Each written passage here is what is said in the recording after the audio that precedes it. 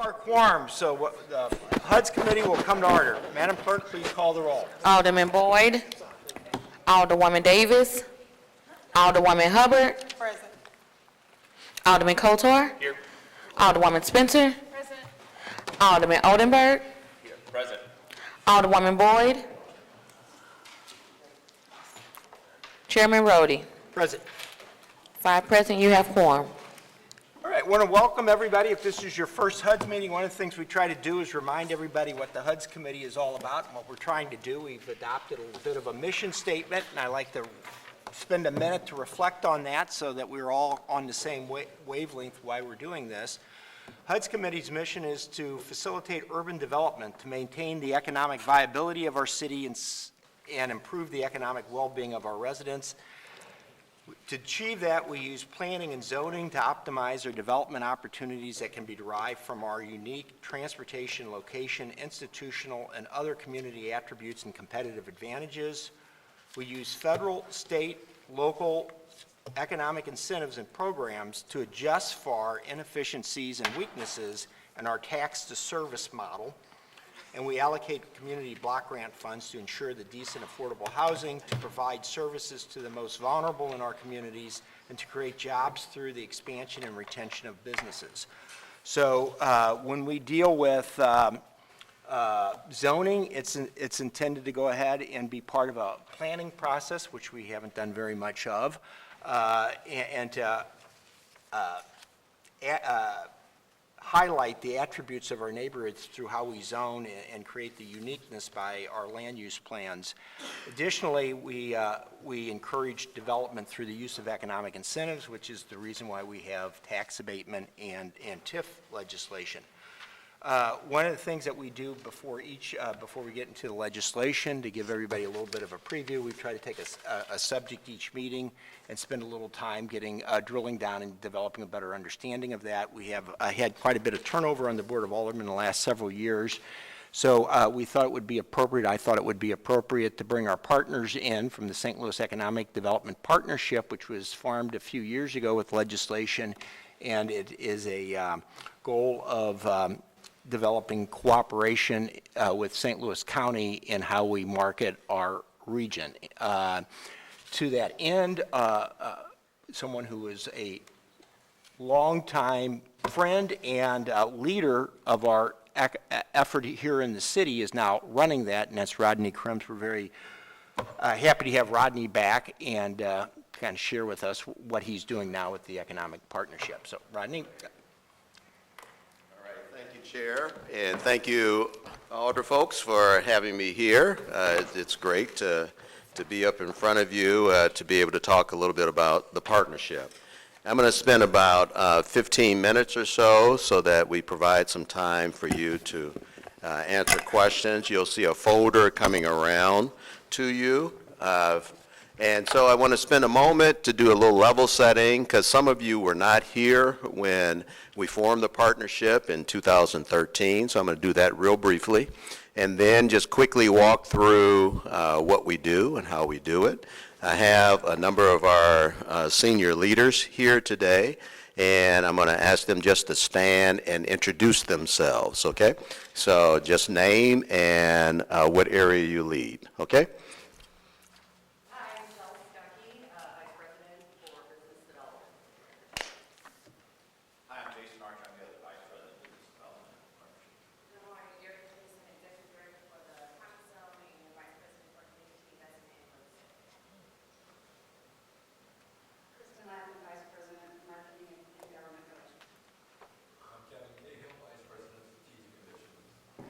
All right, thank you, team. And they'll jump in if I misstate something. Otherwise, I'll just kind of keep going. So once again, 2013, just before that time, then County Executive Charlie Dooley and Mayor Slate at that time said Rodney Crim, who ran, I'm running at that point in time running the St. Louis Development Corporation, and Denny Coleman was running the St. Louis County Economic Council. They said, okay, there's been a lot of studies out there on kind of regional approaches to economic development instead of cities competing against the county and vice versa. Companies are more interested in what the region looks like instead of locating in the city versus the county. And so they said, take a look at this and see if there's a there, if there's something that we should try to do. And so Denny and I got together, as well as our teams, including Otis at that time, and Pat Bannister, as well as Denny's team, including Jackie Wellington and others. And so we kind of went through this evaluation, looking at all these studies that had been done, and concluded that there was something beneficial about combining components of St. Louis Development Corporation and the St. Louis County Economic Council and forming the St. Louis Economic Development Partnership. So if you look at the package here, one of our first objectives was to come up with a strategic plan. We did that in 2014. It was an extensive stakeholder process that we went through. There were young professionals, there were African American stakeholder groups, there were the general population stakeholder groups that led to the formation of the strategic plan.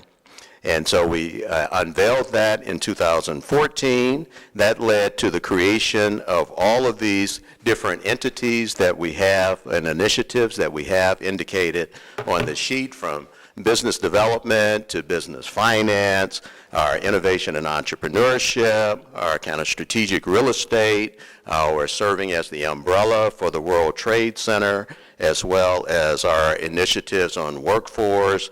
Promise Zone, we went after the federal designation, got that for Promise Zone, as well as the Mosaic Project, and then the new Innovation District, 39 North, and a crowdfunding portal called Invested. So if you go to the next page, that led to a creation of a management and cooperation agreement, and that was between SLDC, representing the city, and the St. Louis Economic Development Partnership. And just breaking that out further, you see the scope of services and activities, and you see there's a full kind of comprehensive view of economic development within that scope of activities. And then if you go to the next page, you see business development, and so that kind of highlighted our specific areas within business development. And in general, we provide the business development services for the city and the county. So any city deal that's generally involving a business, we're involved in it. And so this gives you kind of a highlight of those projects. And this is the way we look at it. And I'm sure you have neighbors that work for companies throughout the region, and those neighbors are paying real estate taxes, they're paying earnings taxes, they're paying sales taxes. So anything that happens within the region, any jobs that we produce or attract or help companies expand within the region, benefit the city and the county. So it's no distinction. And so you see a number of those companies listed. And then if you go to the next page, there are a number of ongoing projects. Some you'll hear about today. I'm looking at your agenda for today, but we're continuing to stay involved in a number of these projects. In innovation and entrepreneurship, we're in everything innovation and entrepreneurship.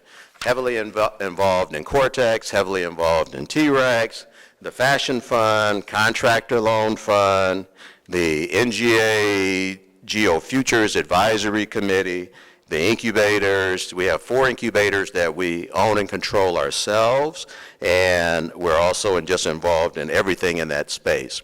In addition to innovation and entrepreneurship in terms of the wraparound services, we also provide lending to the city and the county, lending opportunities and lending guidance and services to the city and the county.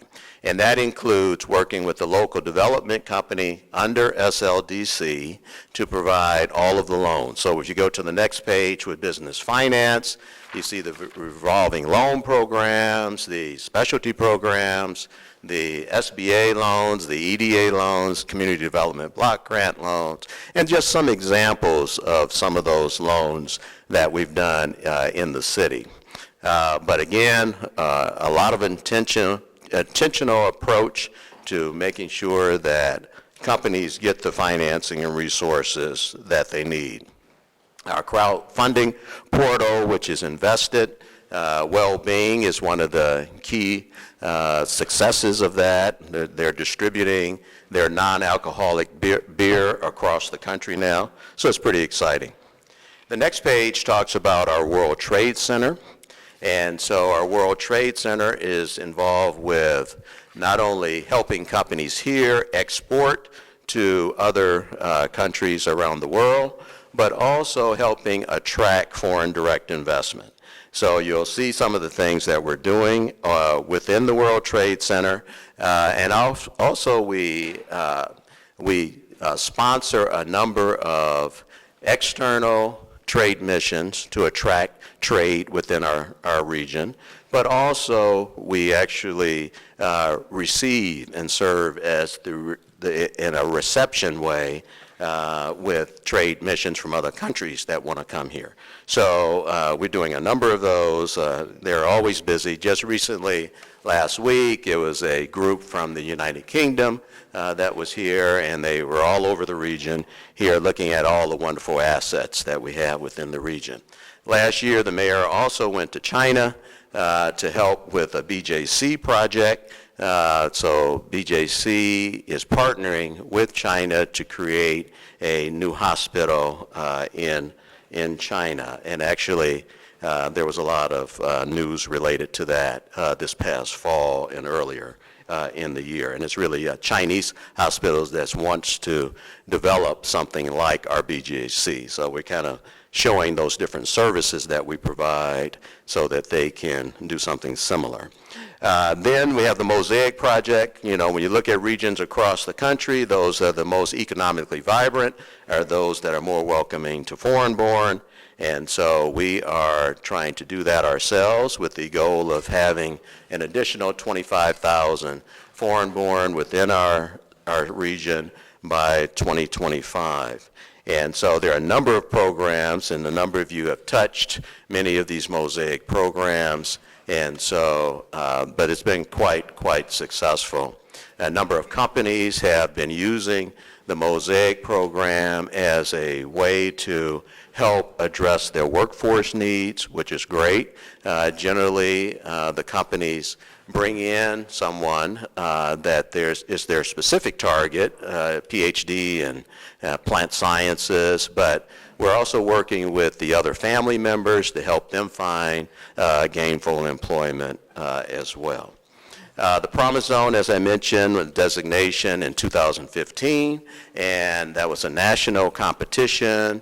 At that time, one of 22 Promise Zone areas within the country, giving us access to federal grants, but also encouraging local collaboration between groups to help accomplish and address needs within the community. And you see some examples of those on that particular page. But also, you know, when we just met with the previous director of NGA, and one of the things when NGA came, they said one of the key things in terms of locating in North St. Louis City was the fact that it was in a Promise Zone, and it had an opportunity to help transform that area. And so we're excited about what's happening with Otis and the team and what everybody's been doing with NGA, and then just also having us involved and connected to that. Opportunity Zone, the city has gotten the selection by Rockefeller in terms of its Opportunity Zone efforts, and so we are tagging along, trying to learn as much as we can about Opportunity Zones as well. There are 27 census tracts in the city and 14 in the county. And so we trying to sell our whole region in terms of Opportunity Zone opportunities. So there have been some in the city and some in the county as well. Strategic initiatives, some of you participated in our comprehensive economic development strategy. That is a requirement of the Economic Development Administration that you have this plan in place, and it's a joint city-county plan, and it's kind of the first city-county plan of this type that's been in existence. So it's a way of outlining a number of projects that the city and the county will pursue, and so it helps when you go after Economic Development Administration funding. They ask you, was this referred to in the plan? And so things like Rankin with its Manufacturing Institute, those type of initiatives were referenced in the plan. And so EDA kind of looks at us as kind of the hub to kind of make sure that any projects within the region have been anticipated, or the concept anticipated within the plan. We also are aligning with other city initiatives, the St. Louis City Equitable Economic Development Strategic Plan, the Shoto Greenway Plan, the Downtown STL Visioning Plan. We're part of the whole Cortex effort on the CEO search, as well as the GeoFutures Advisory Committee and others. So again, we're trying to stay very much actively involved with all the initiatives that are important to the city and the region, and be actively involved. So this next page is the economic benefits to the city. I've covered some of those in the discussion. Again, a job, any company that comes here produces jobs. Those employees live in the city. Those employees live anywhere within the region. Those that live in the city pay all the related taxes that I just mentioned. All the transaction fees for all the services that we provide to SLDC in the city, they stay with SLDC in the city.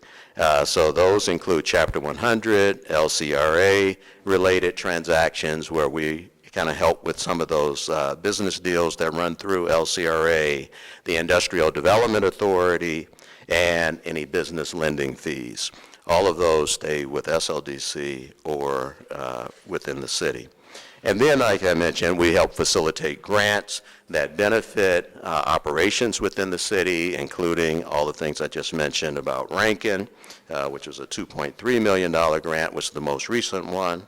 And then also with HUD, various HUD initiatives. Choice Neighborhoods was coordinated through our office, and that was $29.5 million. The assistance on NGA, and that was in particular the reference that I made to being located within the Promise Zone. And so our regional initiatives on the next page, again, highlights, and just to repeat, some workforce assistance being provided by the Promise Zone, workforce assistance being provided by the Mosaic Project, in addition to tackling other issues related to our foreign-born and other issues related to areas within our most distressed community in North St. Louis City and North St. Louis County. And then our World Trade Center, which is working with a number of individuals, including the airport, on trying to attract direct international flights to Europe. All of our businesses are asking for that, and so we're doing our part to try to help with that. And I think, so that kind of summarizes what's happened with the partnership in general, Chair. And so I know that you also wanted to talk a little bit about regional economic development incentives. And so, you know, when you look across the region, the incentives that we control the most are the Chapter 100 incentives and those that I mentioned earlier that relate to businesses. Generally, TIFs, the municipalities control themselves, just like SLDC and the city control the specific city-related TIFs. The other municipalities within this broader region control their TIFs. And so, and then, you know, again, a number of them do their own.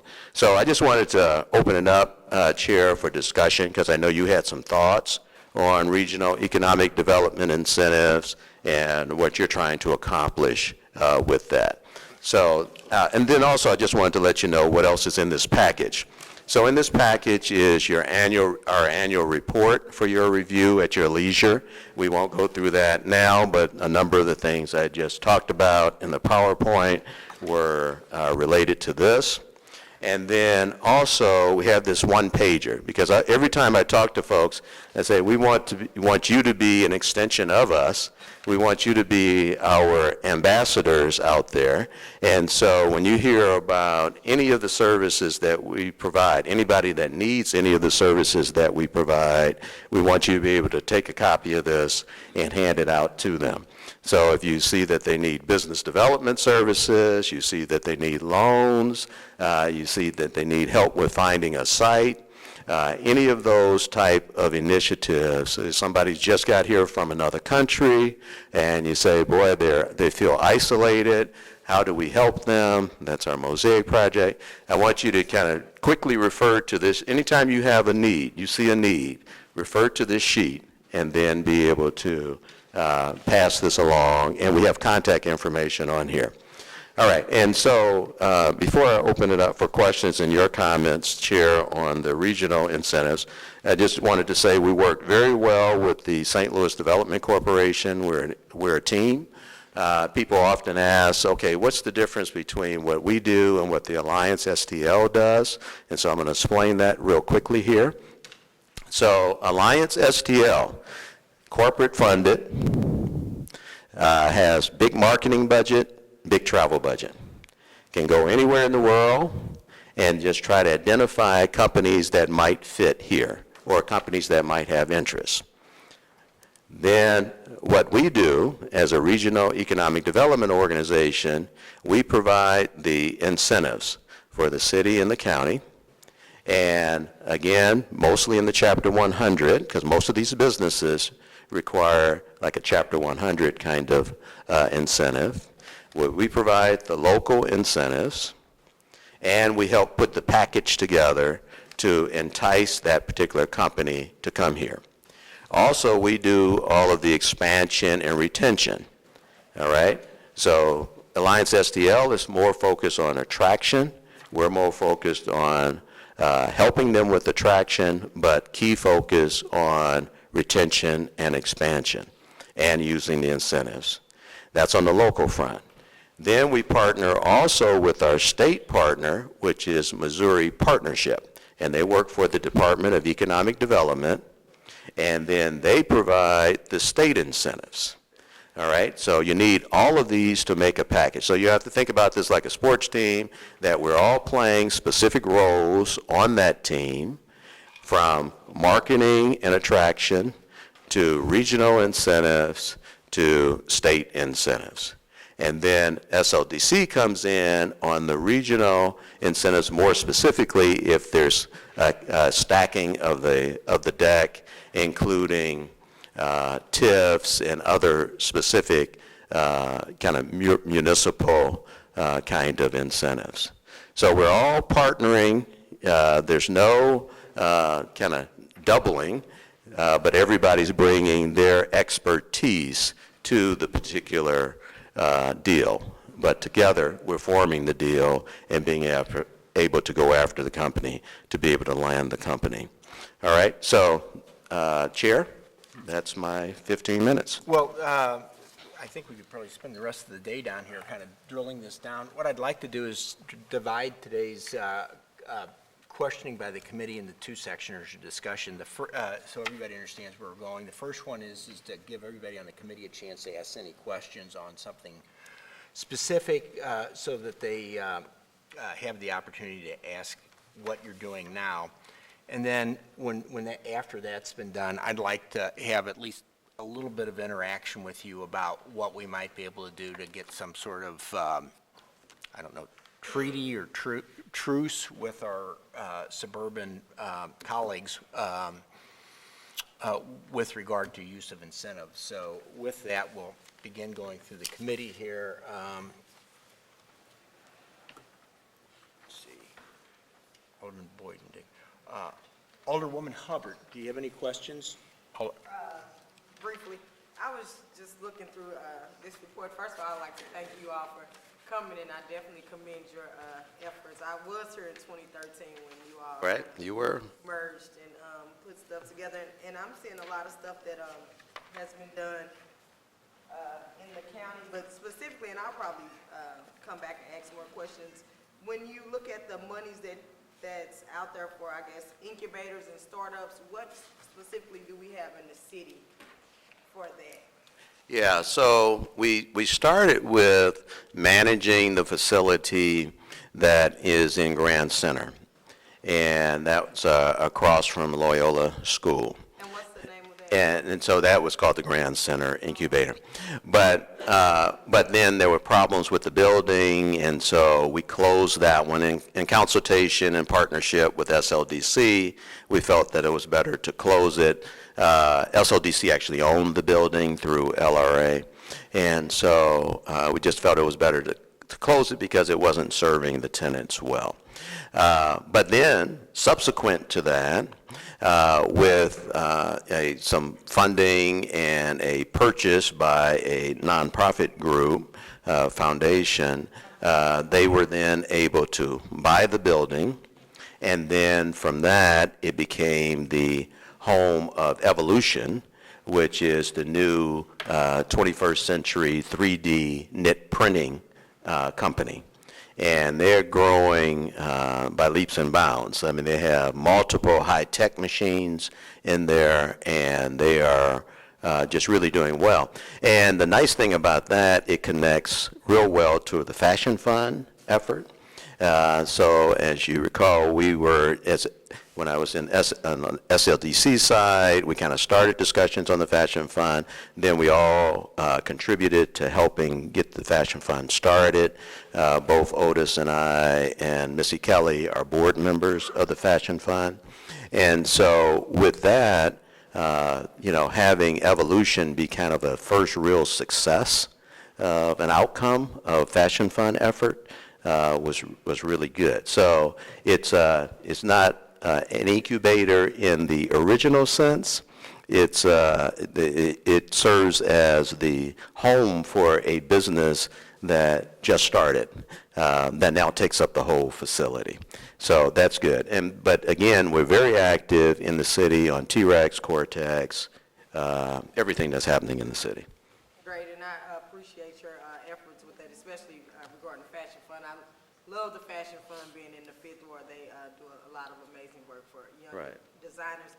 But what I can say, that there's a disconnect somewhere in our community. I've noticed the uptick in a lot of African-American entrepreneurs, and sometimes they just don't know where to start. And like they'll be going underground making a lot of money doing stuff, and then I'll refer them to the Business Assistance Center to legitimize their building. But then there's this gap as far as personal credit and business credit. And so I would like to see in the major efforts that you all do, because you all are doing a great job, just to see more being put on the ground for that type of stuff, because all entrepreneurs don't have the skill set or the means or the connections to go get in Cortex and stuff like that to get up and going, but they're out grinding every day, working really hard, pushing their product, pushing their t-shirts or whatever it is. And I think if we, like other cities do, if we allocate more resources to that, then we'll start seeing those people, businesses come on our tax rolls, and they'll, start paying money into our initiative. So that's all I have at this time. But and we really appreciate that. Through our Promise Zone effort, we're working with Harris Stowe to create an incubator on the Harris Stowe campus. But we're also just focused on, this is an opportunity for us to really elevate and expand the creation of African-American owned businesses. We're also doing this with foreign-born businesses as well through our Mosaic project. So it is, as we continue with our strategic plan, we're making this more of a key area of focus. thank you, Mr. Chairman. That's all I have. Alderman Coatar. Thank you, Chairman. Rodney, I'll pick up where you just left off on your strategic plan. So I've pulled it up on your website here, and I know it's 2017 through 22. 2022 is rapidly approaching. What steps you're taking to think, I guess, down the road for the next strategic plan? Yeah.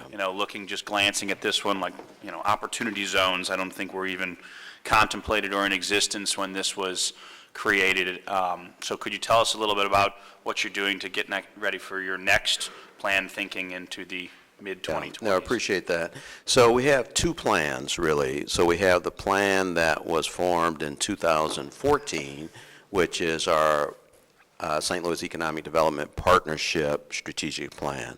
And so that one is due for refreshing, and so we're getting ready to start that process. And I'll talk about that in a second, just to clarify the second plan.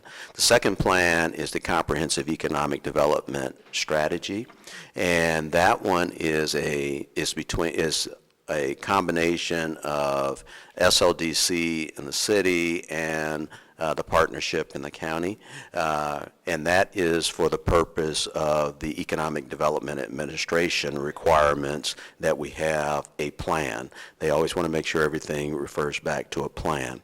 So on the first question, or the overall question, is that there are a number of strategic plans going on right now, and you all have probably been involved in those. Downtown STL has its visioning, which we're involved in. Cortex has its strategic plan, which we're involved in. We're involved in the St. Louis City Equitable Economic Development Strategic Plan, and the GeoFutures Advisory Committee. So we're involved in all of those. And so as we look at our strategic plan moving forward, we're looking for, and actually we're also involved with the Shoto Greenway effort strategic plan as well. We're looking for those areas of alignment. You know, a lot of regions have one overall strategic plan for the region. Now, we have a number of organizations, and so we don't have one plan for the whole region for all of these organizations. But what we can do is look for those areas of alignment where we can look at opportunities where all of us kind of working on similar initiatives can really accomplish something great. And so we're going to be doing that. We have 5 new members on our board as of last year. We're going through our strategic planning process, just starting our strategic planning process to convert the 2014 strategic plan into a 2020. And we figure it's going to be like a 2 to 3 year. It used to be 5-year strategic plans. Now things are much shorter time frames. But so we'll have that. But some of these things that we're talking about, so looking for those areas of alignment where we can all be stronger because we are all doing something to help build up something that's similar across all of our efforts, but then also looking at those unique opportunities that we have to go deeper within some of our more distressed communities to try to raise those up. The way we look at it is with low unemployment at 3%, that we have an opportunity. This is the right time to be able to help develop a number of individuals within our more distressed areas for these opportunities, as well as the conversation that we just had in terms of small business. So those will be key areas of focus within our strategic plan. Plus, we have a good foundation of a number of things that we're doing, and we're just kind of taking those to the next level. So it's those are some of the things that we're talking about. Just very quickly, Alderman, you're referring to the Comprehensive Economic Development Strategy, which... I've got it, yes. Yeah, okay, so just very quickly, it's broken into 4 sections. There are 297, if you go through the document, discrete projects, and we're right sort of at the midpoint, and we're already having conversations with EDA on what the next 5-year horizon will look like. Okay. Thanks, guys. All right. Thank you, Rodney, Kevin. one of the things you touched on, which I'm interested in hearing a little bit more about, is, I guess, NGA, this GeoFutures Advisory Committee. If you could tell us a little bit more about that. Obviously, I represent the Downtown Central Business District. T-Rex is there. I know T-Rex is putting a lot of effort and resources into geospatial, especially given their proximity to the new NGA site. Right. I'm hearing rumblings that, they're now competing for resources against St. Louis U and Cortex, and everybody's trying to carve out their own space in the geospatial industry and as sort of geospatial incubators.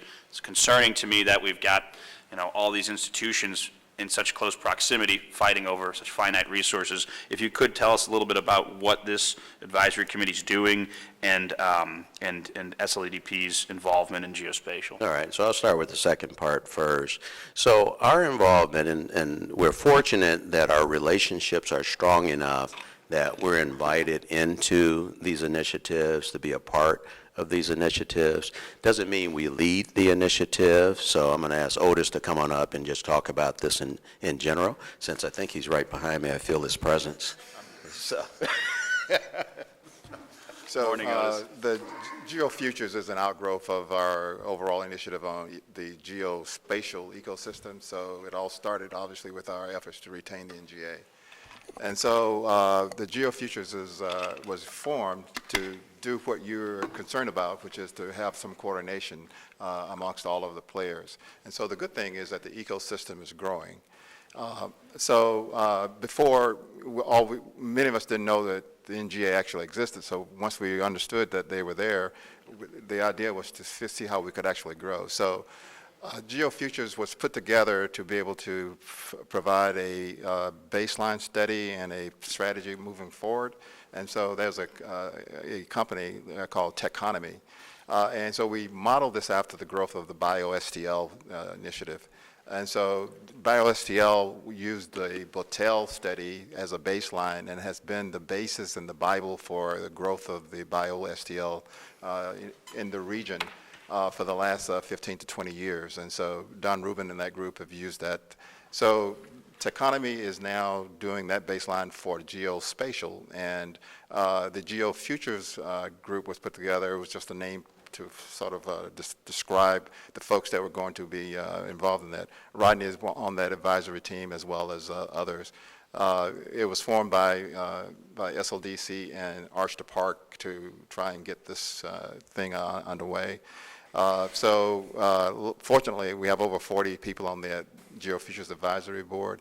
That study will come to conclusion here in the next few weeks, and there will be an announcement. Actually, the rollout will be at SLU's Geo Resolution, which is March 24th. But it is essentially a real team effort. So yes, people are competing for resources, and we're happy about that. But everybody will survive in this because there will be a roadmap for it going forward. The great thing is that it has given life to things happening around T-Rex. And for a long time, T-Rex was searching for a place to be. They have found that, and the fact that they have created a whole building almost around that with the NGA occupying many of it. So I don't know whether that answers your question. No, that's helpful. Thank you, Otis. Okay. One more question, Chairman, then I'll stop talking. Rodney, I want to, towards the end of your remarks, you talked about, I guess, the difference between SLEDP and Alliance STL. Right. I know one of my frustrations, and I suspect many of my colleagues share these, is, we have so many different organizations who, from the outside, often looks like you guys are kind of duplicating efforts and things. If you could, one of the differences you mentioned is the Alliance, and I recognize you don't represent them, but if you could speak to, if they're supposed to be bringing companies into the region, you guys are focused more on retention, correct? Yeah, so we partner on the attraction efforts. So they kind of lead on the attraction. Mostly, they lead on the attraction. So I want to talk about the attraction. So Right. on your list of closed out projects, I guess for 19, looks like what are the attraction? A lot of these are folks that are staying. Who's new? Yeah, recall that the Alliance STL was just formed last year. Yeah. All right, so just in earnest, they were just formed last year. So most of the closed projects happen before the Alliance was actually formed. All right, but we've always had partnerships with the economic development component of the regional chamber. Now it's just much stronger. Most regions, if you look at very successful regions around the country, they have a corporate kind of funded organization to focus on, this is all we do. We don't do the breadth of services, we do attraction. We get out there, we meet the site selectors, we go to the trade shows, we're all over the world to try to generate interest. And so that is what Alliance is doing now. And so, but we have to all work very closely together because they can't actually put a proposal together without regional or state incentives. And so we have to be a team to actually put these things together to win these companies. Okay, thank you. Alderwoman Spencer. Thank you, Mr. Chairman. Thank you, Mr. Crim, for being here today. I kind of echo, I'm a little bit confused about how all these different entities interact with each other. You know, I think that there's just a lot of different moving parts here. Over the last 10 years or so, you know, we had a presentation here a couple of weeks ago from the St. Louis Fed. And one of the most remarkable pieces of that presentation, in my view, was the fact that the St. Louis region, the regional economy here has performed very poorly compared to the national average, and we've performed poorly within the state of Missouri. In fact, most cities in Missouri are growing much faster than the St. Louis region is. Can you help us understand what is holding our region back from being able to attract and grow at a rate similar to our peers? So just to clarify a couple of things you said. So one of the things that we've talked about as our economic development team to be able to further explain what I just explained, what the Alliance STL's role is, what our role is, and what the state Missouri Partnership's role is. So I'll continue to do that in all the public forums that I just did with you. So having a corporate funded organization that's focused on attraction is very new for our region. All right, that is going to help us immensely. It won't flow with any changes in political structure or anything like that. It'll just stay consistent with, let's go out there, let's find organizations, let's put the best people on the field to just focus on attraction. And so they'll continue to do that, but that's new, right? That wasn't happening prior to 2019, so that is new. If you look at our contribution to the state economy as well as Kansas City, between the two of us, we are the lion's share of the contributions to the state economy. So, so no matter how you look at it, we're the big fish in the state. And then in terms of how we work together, we are on the phone almost every day together, all right? So that means Alliance STL, us on the regional side, Otis with the municipals, the specific TIF and other initiatives, plus we work together on sites, local sites, you know, what sites are available, where can we direct opportunities to, as well as with the state. So our team, our collective team, is talking very frequently and working much more collaboratively than anything in the past. There's no real friction between our groups in terms of who's going to play what role, you know, and so I think that's helpful. But it's going to, you know, with this new group, we got all new leaders for these groups, this group. We all like each other. We all work well together. It's important that we all state it, that we work in a collaborative way. And I think we're going to see just many more benefits because we are working much more effectively together. That's very encouraging, and I realize that the partnership hasn't been around for the last 10 years, and certainly these new initiatives give me hope. Do you feel like with the current structure in place, we have the tools to overcome, even though we are the, as you pointed out, the lion's share of the economic activity, the growth that our region has seen is significantly less than Kansas City, than Springfield, than Columbia. And while we have the lion's share, I'd like to see us growing at the same rate or better than some of our smaller, weaker counterparts. So I want to make sure that you have the tools, that these organizations have the tools, and we identify the missing pieces so that we can fill them in and make sure that our region has what it needs to have the same or better growth than those other cities mentioned. Yeah, and I think the key thing with that is that we all learn from each other. Sure. And we learn from our partners across the state, learn from us. They're here learning about different programs and initiatives that we have. We learn from them as well. There are lots of partnerships between our economic development organizations across the state. Both Otis and I are on the Regional Chamber Board of Directors, and just recently the Kansas City chair of the board was here for a board meeting last week, and just talked about how there's a partnership between the Kansas City Board, Chamber of Commerce, the St. Louis Regional Chamber of Commerce, and then the Springfield Chamber of Commerce, to make sure that there's kind of unified messages that go to the state level on what's important from an economic development and business growth standpoint. You see that on innovation and entrepreneurship, working with BioSTL and our players across the state. We have a unified message of increasing Missouri Technology Corporation funding to help these small businesses.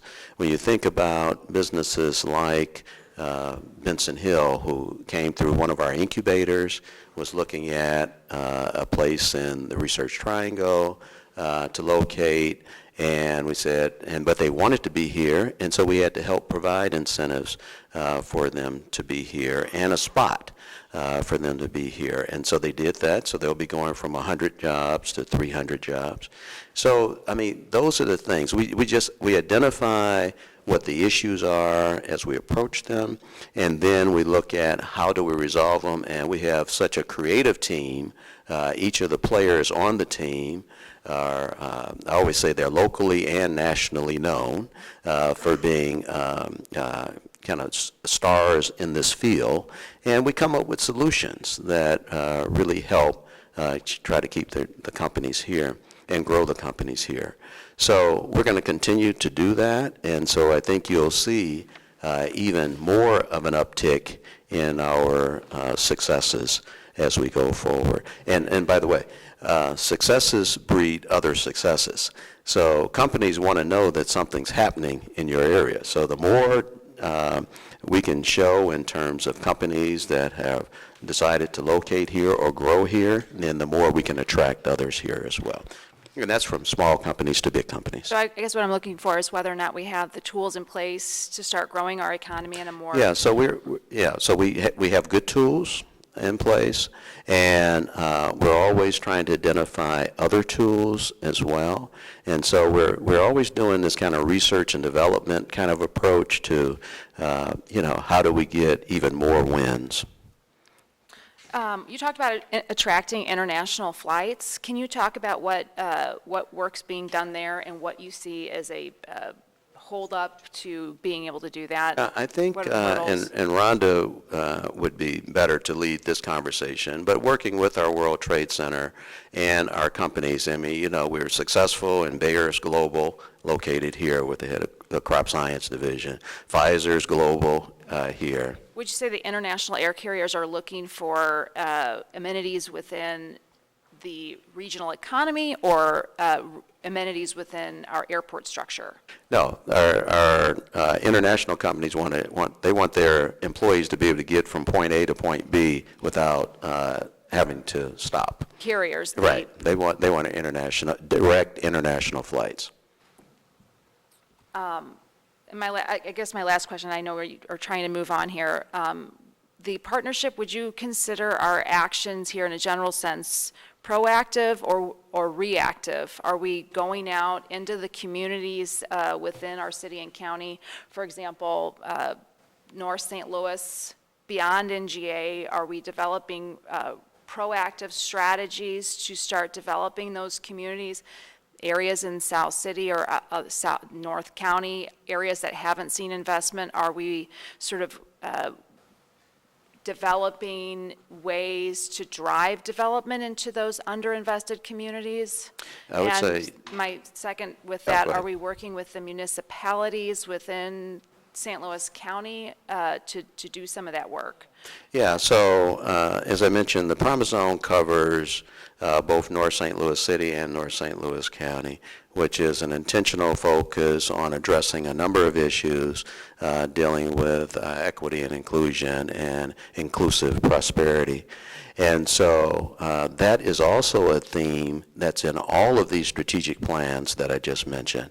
And so having that kind of alignment across all these plans will help us all focus on that. You've been on, because I know you and I have been together on Shoto Greenway and other initiatives, and you know that that is kind of a key focus on making sure that we're tapping into the most distressed areas of our community and providing opportunity. And so as the partnership, we're focused on that through multiple efforts. I mentioned Promise Zone, our Mosaic project, our business development, our lending, all of that.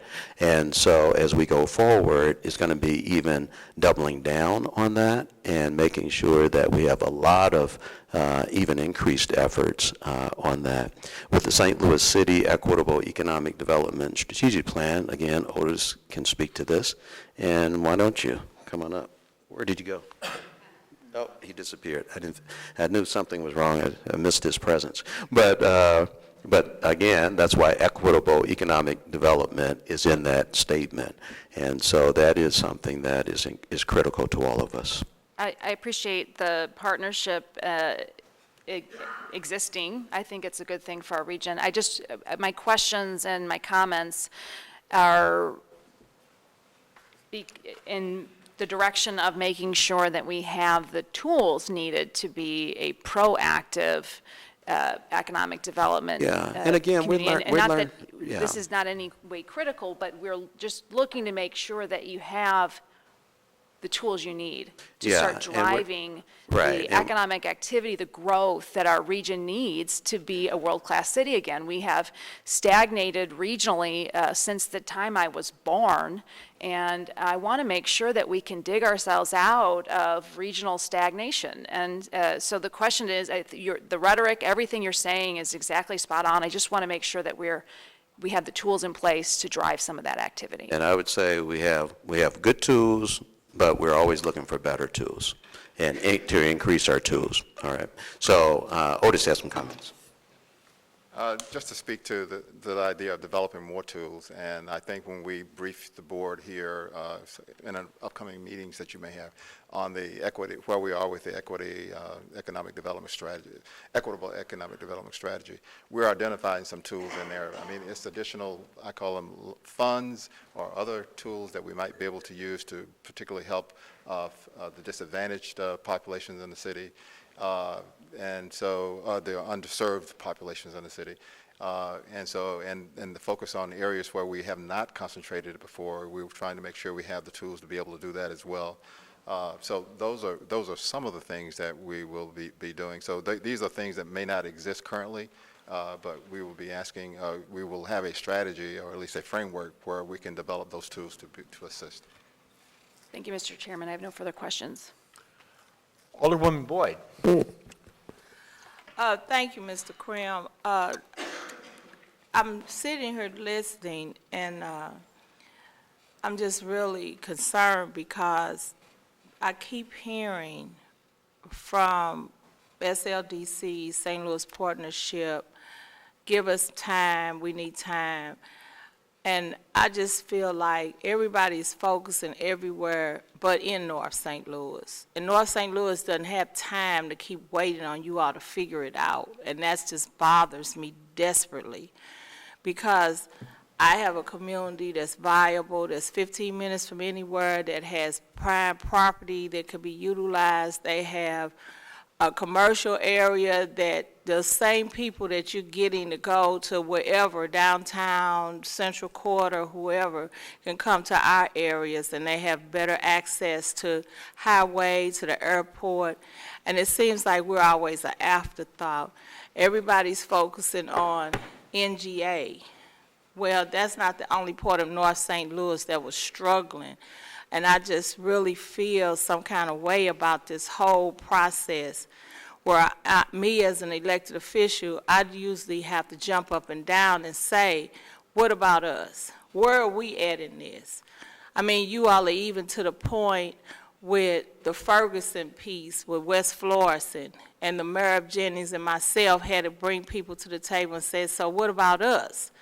Because we're on West Florissant. And so I'm just concerned because you all are receiving $1 million, and I just need to know, what is that $1 million encompassing for us in our community? Because we need, and we're going to do it, you know, with or without you, because I've come to the decision, I can't wait on people to rebuild my community. We as a community have to rebuild it. We're looking at our plan, we're updating our plan. But my question is, why does it take us to have to keep beating at you to say, what about us? And I don't see it's happening. You got a promise zone, and we're in the promise zone. What about us? Because the only thing that I saw the promise zone did in my community was did painting for Northwest murals. So what about us? And that's my frustration. I'm not attacking you. I don't think that you all are not doing whatever you're supposed to do, because I'm still trying to figure that part out. But all I'm saying is, it is North St. Louis that has prime property that can be utilized. It has commercial buildings that can be utilized, and nobody sees the problem with going to everybody else but not us. And so I'm just not understanding. And maybe I'm not looking at it right. I don't know. But I'm fighting for a community that I know that has the population, has the traffic count, has the commercial piece. We have everything that you all keep saying you need. And I tell every developer in this room, what about us? Because we do have what they need to build. And nobody seems to see the urgency. I don't have 2 years to wait. I really don't. I need it yesterday. So that's all I'm asking, you know, what about us? Okay. And so, first of all, Alderwoman, thank you for your comment. I think it's definitely critical to all of us that we really address the needs in North St. Louis City and North St. Louis County. And that's why we went after the Promise Zone designation, so that we could get a lot of federal grants to address a number of the needs and opportunities, and to recognize and help support collaborative efforts within the communities to kind of address some issues. And so we were able to do that in terms of getting the designation. We got some early big wins in that with the choice neighborhoods, and also, like I mentioned, with being associated with the NGA project at that time.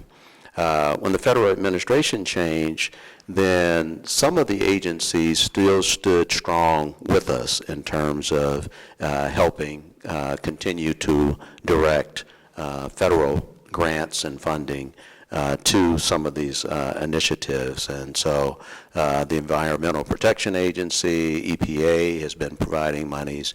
We've tested their programs in Wellston. They've been quite successful, so we think there's an opportunity to do that in North St. Louis City as well. There were a number of efforts, some collaborations that Erica Henderson has led as the Promise Zone Director to convene a number of federal agencies to try to identify and identify sources of funding for particular issues. And we're still kind of working on that. She'll come up here in a second and just kind of talk about some of the other things that we've been doing, because there have been a list of things. But we can all do more, and that's why in all of these strategic plans that I mentioned, equity and inclusion and inclusive prosperity is in all of them. All of these plans, we're sitting at the table, Otis and I, at the table for all of these, and all of these are about what we're going to do for North St. Louis City and what we're going to do for to help attract more resources to North St. Louis City and North St. Louis County.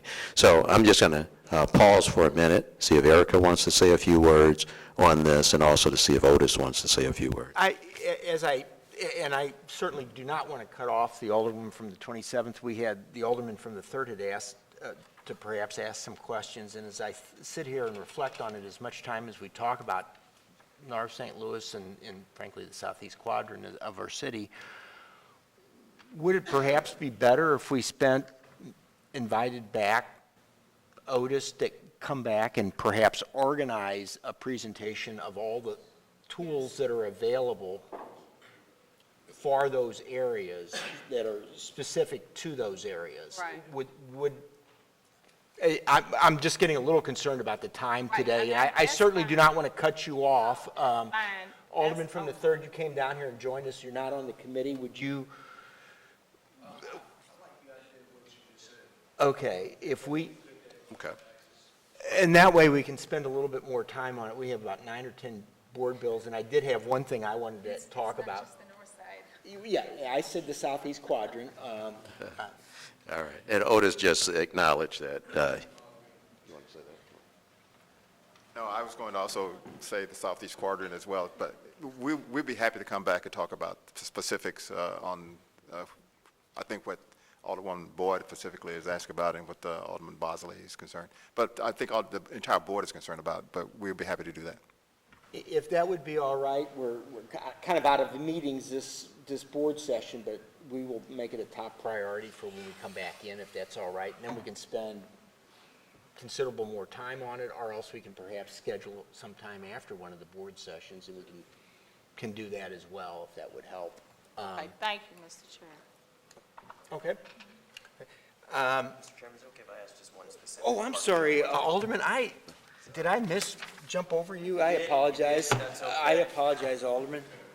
Get myself in all kinds of trouble up here. Go ahead.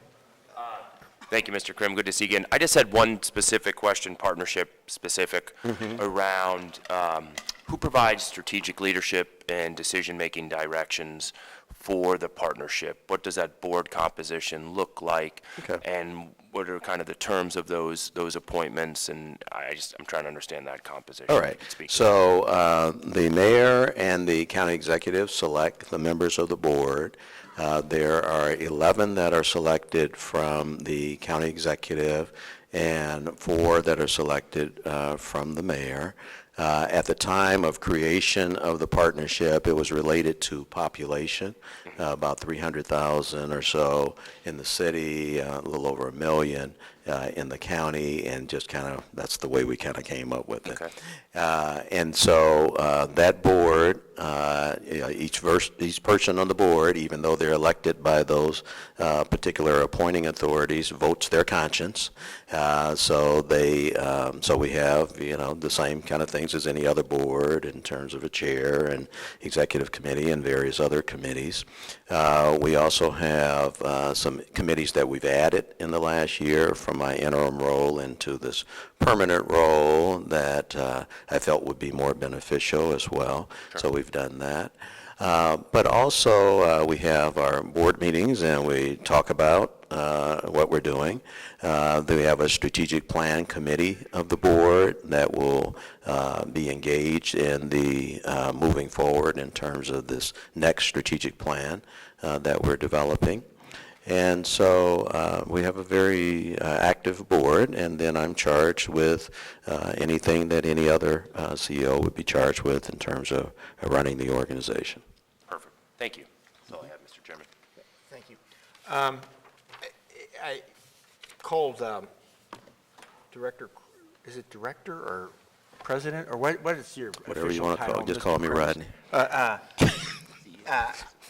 I don't like to hijack people, but I did ask him to kind of give some thought to this before he came down. And we have spent the last several years reviewing economic incentives in the city.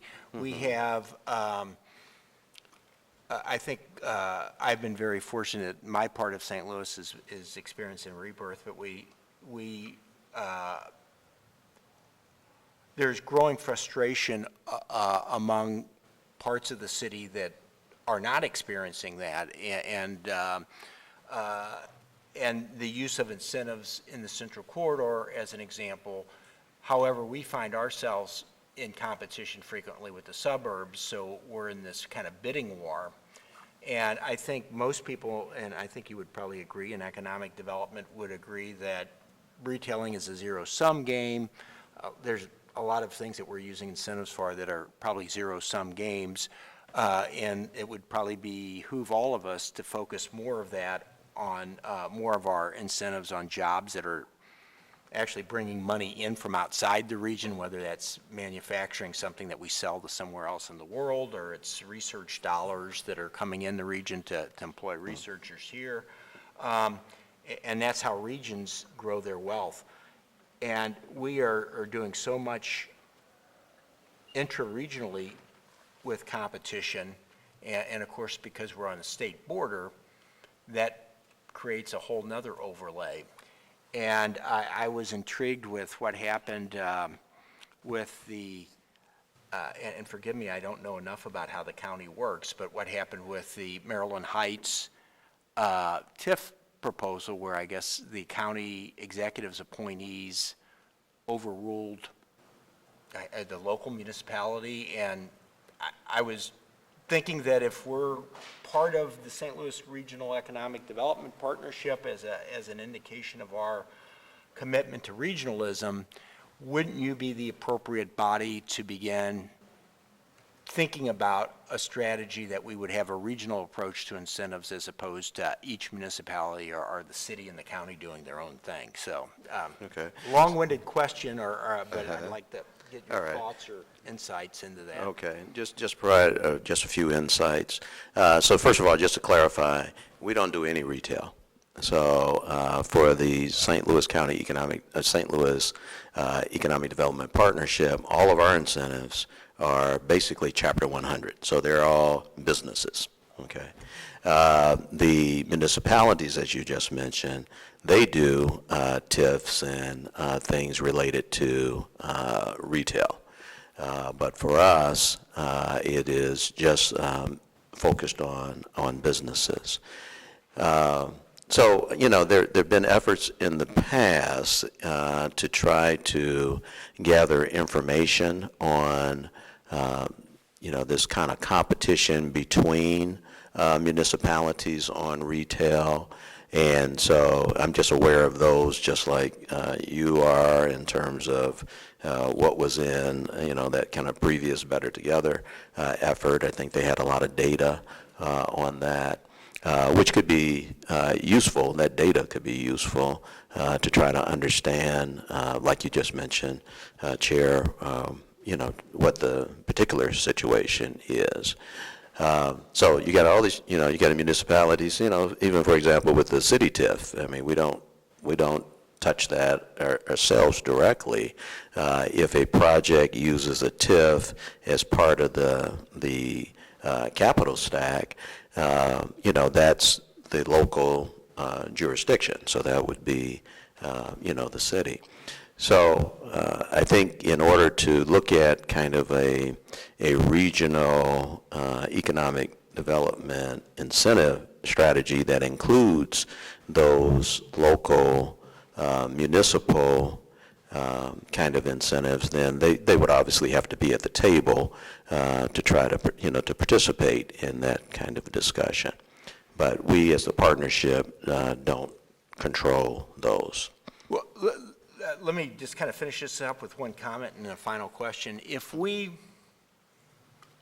So, and it's in our mission statement here, what we do when we're using TIF, typically what we're doing is adjusting the service to price ratio. So somebody's if you're in private business and somebody's a huge customer, you're going to probably give them some sort of discount because you're going to make money on them in some other way. And so, my view of TIF or tax abatement or anything is if our intent is to make the city more economically viable, our region more economically viable, we have to tweak perhaps what we charge somebody in order to pick up that business. It's like an airplane that's flying from New York to St. Louis and there's empty seats. If we can go ahead and, sell somebody a few seats cheaper than what, to fill up the plane, well, then we'll go ahead and do it.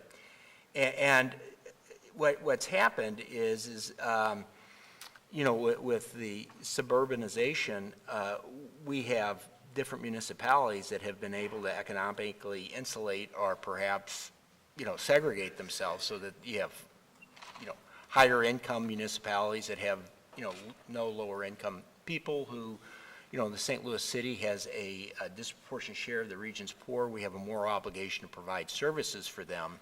And of course, the typical business strategy of municipality is to overtax businesses to provide services for residents.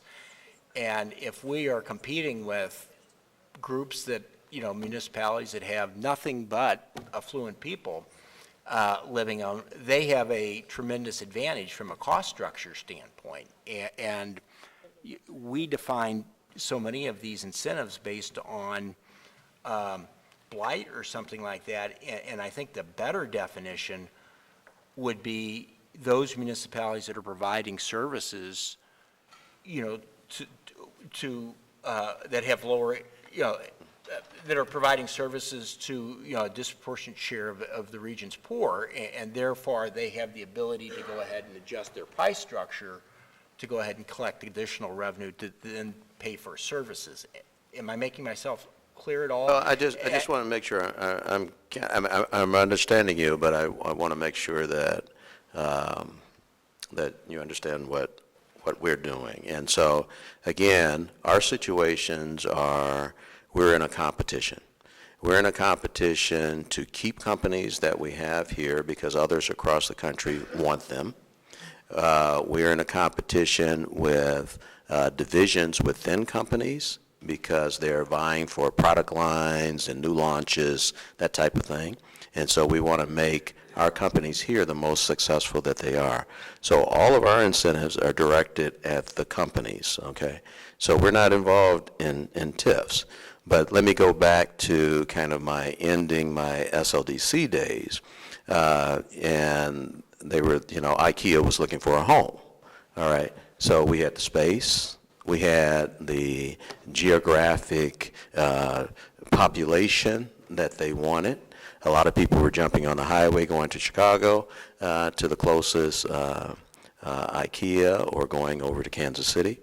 And so that's retail, but it's also lots of jobs in providing an unmet service within the city. So I think as, this St. Louis City Equitable Economic Development Strategy unfolds, then we'll see where there are opportunities with some type of creative incentives to attract more things like that, where there are unmet needs and so on. But I guess my point, right, and I understand that, I guess my point would be is there ought to be something in the region that convenes a city and county discussion about wealthy municipalities using incentives and taking jobs and, frankly, money away from adjoining municipalities. And I don't know what entity that would be other than, I think yours is perhaps the most appropriate, and because it's going to require staff, lots of listening and lots of research and things like that and analysis. And I just don't know who else in the St. Louis region could perform that function. And I think there is more money to be made. If we could figure this out, the $1 million that we contribute to yours would pay for itself 100 times probably, within a couple of years. It is just such a pressing need. And I guess what I'm asking you is that something that we can define in some way, shape, or form as part of your responsibilities, or, you know, is that something that we can begin having discussions with the, you know, at some point I was thinking about even sending a letter out to the county council and asking them to engage in this, but I thought, well, maybe we'd go ahead and start with you, and I don't want to put you on the spot here or anything if you're comfortable answering it. But, you know, I do want to continue this conversation, and, you know, I want to get involved, the mayor in it, and the county council, and other people, and I really do think your organization is probably the appropriate forum to do that, so. Well, two things I always want to clarify so that everybody leaves with a good understanding. So again, the $1 million that comes to the partnership is offset by that page that I showed you, economic benefits to the city. So that's offset by the fees on the projects that we help facilitate for the city. It's offset by grants and so on that we help address to initiatives or target to initiatives in the city. And as I mentioned, you all have neighbors that work for companies throughout the region, but they pay earnings tax and sales tax and real estate taxes. So that's one, just to clarify on that. On the other one is that, yes, we are willing to be at the table to have further discussions on this. Okay, thank you. Executive Director, President, what is your appropriate title? It's CEO and President. Yeah, okay. Thank you, Rodney, really appreciate you All coming right, down and thank today. you, Chair, and thank you, members of the committee. Okay, of course, I screwed everything up again, and we were supposed to start with, after the roll call, with the excused alder people, and Alderman Boyd and Alderwoman Davis are not present today, and we'd like to excuse them. We have our minutes from our last meeting that should be in front of you. The chair will entertain a motion to adopt the minutes from our last meeting. I move to approve the minutes from the February 12th, 2020 HUD's meeting. Second. Moved and seconded. Madam Clerk, please call the roll. Alderman Boyd, Alderwoman Davis, Alderwoman Hubbard, Aye. Alderman Coatar, Aye. Alderwoman Spencer, Aye. Alderman Oldenburg, Alderwoman Boyd, Aye. Chairman Rhodey. Aye. 6 aye votes. Okay, we're going through here.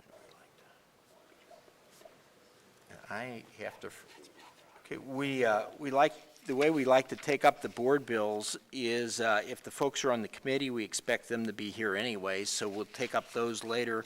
We have 3 alder people that have legislation before us that are not on the committee, and I forget, I am not well equipped at remembering the seniority, so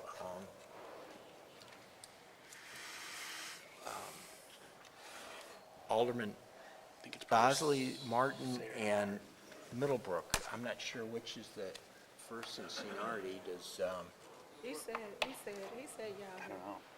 Martin not here. He's just looking for seniority. do you all know where your order? We normally do seniority. Are you up then, Alderman Bosley? Okay.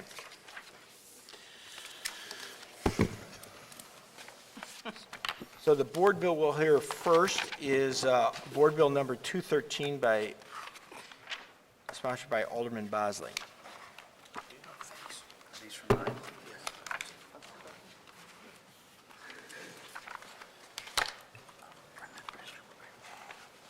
Proceed, Alderman. Thank you, Mr. President, members of the board. Good morning. Board Bill 213 is for 10 years at 95% tax abatement for the old Snooks building. If you're familiar with it, right off North Grand and Kossuth, it has been vacant for the better part of 10 years. When it was in operation, it was part of the Snooks chain. It was our neighborhood grocery store. And after they left, it became a blight on the neighborhood. We've had about 2 or 3 fires there since then, and it has become a living space for some of our unhoused residents here in the city.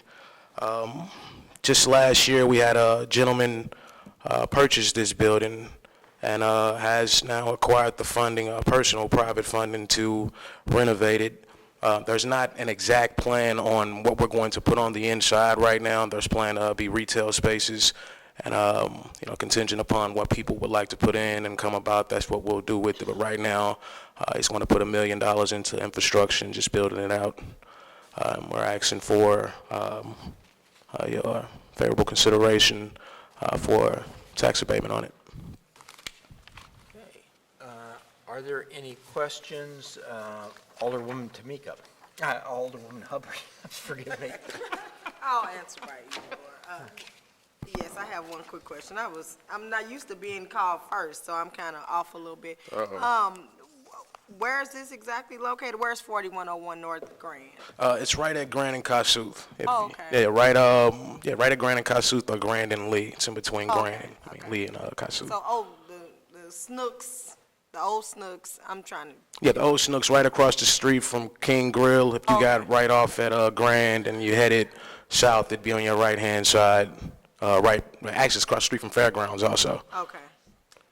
All righty. It, Well, I think it would definitely be good to get that stretch up there developed. There's a lot of opportunity in the Third Ward, so I commend you on your efforts for this, and hopefully this can attract some developers to come and do something with it. So that's all I have. Appreciate it. Thank you. Alderwoman Spencer. No questions, thank you, Mr. Chairman. Alderman Oldenburg. Just quickly, I know you mentioned that the plans are maybe still coming together on the precise use, but is, from a neighborhood perspective and from you as the alderman's perspective, is retail or another grocery store, the ideas, what do you have a sense of what the neighborhood may like to even see there? Yeah, so of course a grocery store, Yeah. but of course there are small margins, Yeah. and one of the biggest issue that Snooks said they had is stealing, and I know that is something along their corridor, unfortunately, that we still deal with from the Dollar General and the Family Dollar, but there is a market for something smaller, so we are thinking about putting a smaller sort of grocery store there, and having some conversations with the community as far as meetings on what it is they think that they would like to indulge in making sure they spend money on, because whoever becomes a tenant, we do want to make sure that they are sustained through the few years that they are tenants, and it's something that we are going to ensure is successful. Makes sense. Thanks, Alderman. No further questions. Thank you. Alderwoman Boyd. Congratulations for you taking the strength to proceed and build your ward up and bringing development in your ward. So I think it's a great idea. I know that area well, and I think it'll probably increase the other business to come in to do something positive in that area. So congratulations. Thank you. Appreciate it.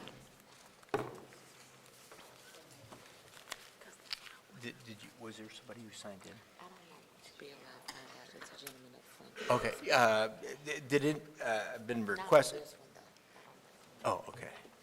If there's no other speakers on this board bill, the chair will entertain a motion on board bill number 213. Move that we pass Board Bill 213 with a due pass recommendation. Second. Previous roll. Moved, seconded. Hearing no objection to the previous roll, we'll consider board bill number 213 pass out of committee with a due pass recommendation. Thank you, sir. Thank you, members of the board, of the committee. Alderwoman Martin, you have several, I think.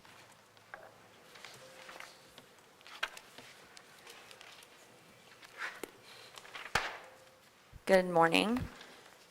I have the handouts right there. Thank you. Thank you. Going this way. I am pretty excited to present this project. This is the last remaining vacant school in the 11th Ward. It is in the patch, way down South Broadway, very far away from the central corridor that we often talk about. And I think that it's a pretty small scale school. It's not one of the really large ones. So I think that what Derek Weber with Go Brand Go is doing is pretty interesting. I will invite Derek to come up, and also Doug Rasmussen, who's working on this project, just to answer any questions. But anyways, I think this is the perfect project for something like abatement. Right now, obviously, it's just sitting there. It's schools typically, there aren't a lot of taxes on schools or there aren't any taxes coming from schools. So I like to, much like 2 blocks away, bring it back onto the property tax rolls and redevelop a large vacant property.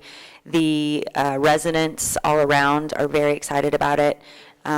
They are in full support of the rezoning to allow some commercial use there. So I will allow any questions, please, or entertain any questions. Alderwoman Hubbard?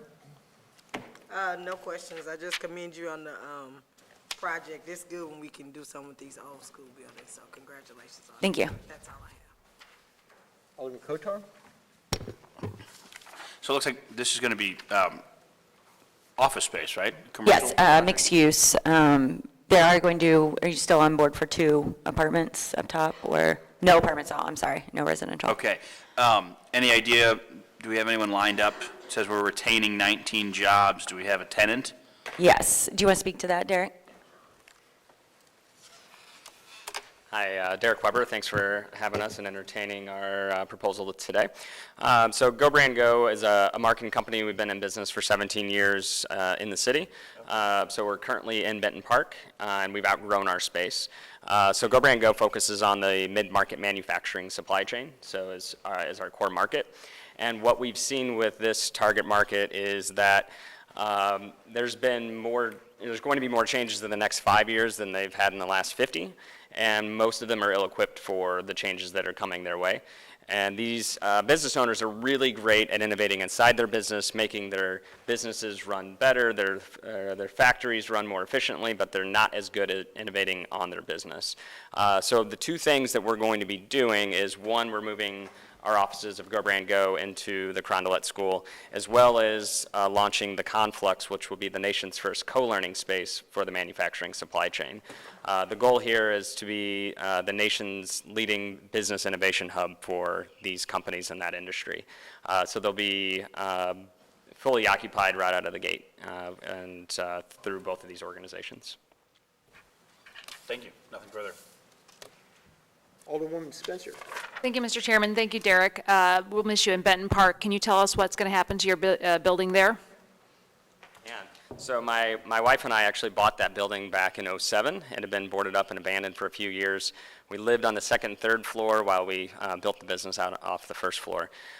So we are going to be going back and doing historic tax credit renovation on that building as well. We're also doing a historic tax credit renovation on the Carondelet School. So we are definitely going to be turning the 2nd and 3rd floor back into apartments.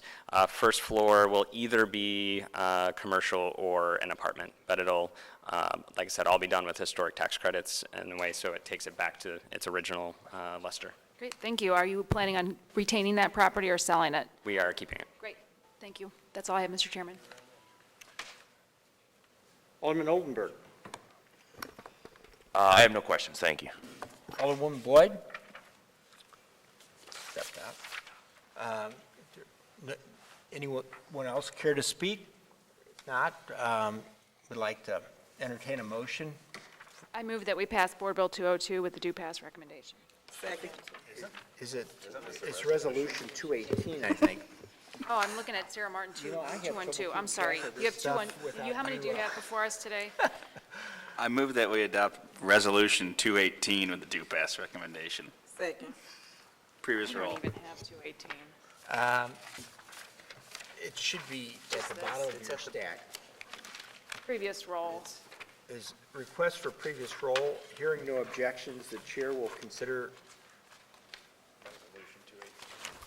Resolution 218 passed out of committee with the due pass recommendation. Congratulations. Thanks for Okay, I didn't, thank you. staying in the city. We appreciate it. Thank you. It's great for us. Let's see. I guess. Yeah. Is there a zoning? There's a zoning bill. Is it for this project? Yeah. Okay. That's 212. Okay, we're not done with you guys just yet. Okay. That's the 212. Alderwoman Martin, when you walked away, I thought we were done with you. You got a resolution? We got a Board Bill number 212. Sorry, I jumped the gun. I'm hungry, so it's all I could think about. Do you need a copy of this? I'm sorry. Do you need a copy of the board bill? Sure, to just give it out. It's the same address, that's why I was. All right. I have contacted all the neighbors around and the neighborhood association. They fully support this. It's pretty straightforward. I don't, they've got parking. I don't think anyone has any concerns, and I fully support this. This is just a zoning change, isn't it? Yes.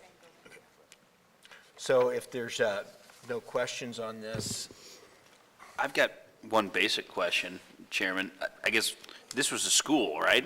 Correct. It's been a school for a very long time? Yes, always. But it was a head start for a little bit, but yes. Maybe this is for the zoning commissioner, but why was it zoned B, two-family dwelling, if it's a school? I don't know. I will say that part of, like, that whole area, that kind of off South Broadway, there's a lot of weird zoning issues. So anytime a redevelopment's come up, we've worked to remedy that. Okay, thanks. hearing no other questions, the chair will entertain a motion on Board Bill number 212. I move that we adopt Board Bill 212 with a due pass recommendation. Been moved second. Is there a request for previous roll? Previous roll. There's a request for previous roll. Hearing no objections, we'll consider Board Bill number 212 pass out of committee with a due pass recommendation. Thank you. Alderwoman Middlebrook. You're on the hot seat. Where is Alderwoman Middlebrook's? Where's her bill? Is it this resolution? Yes, it's a resolution.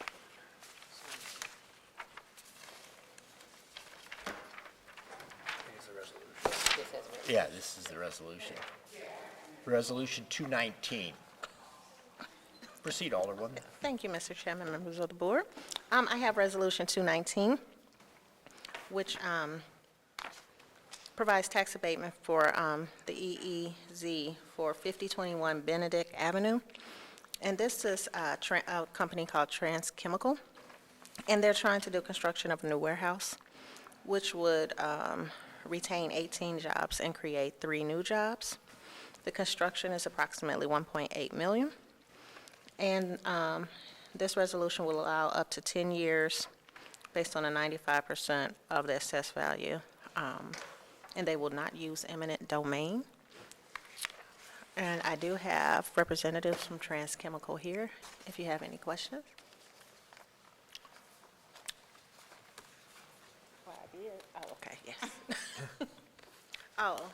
Here. Come on up and introduce yourselves.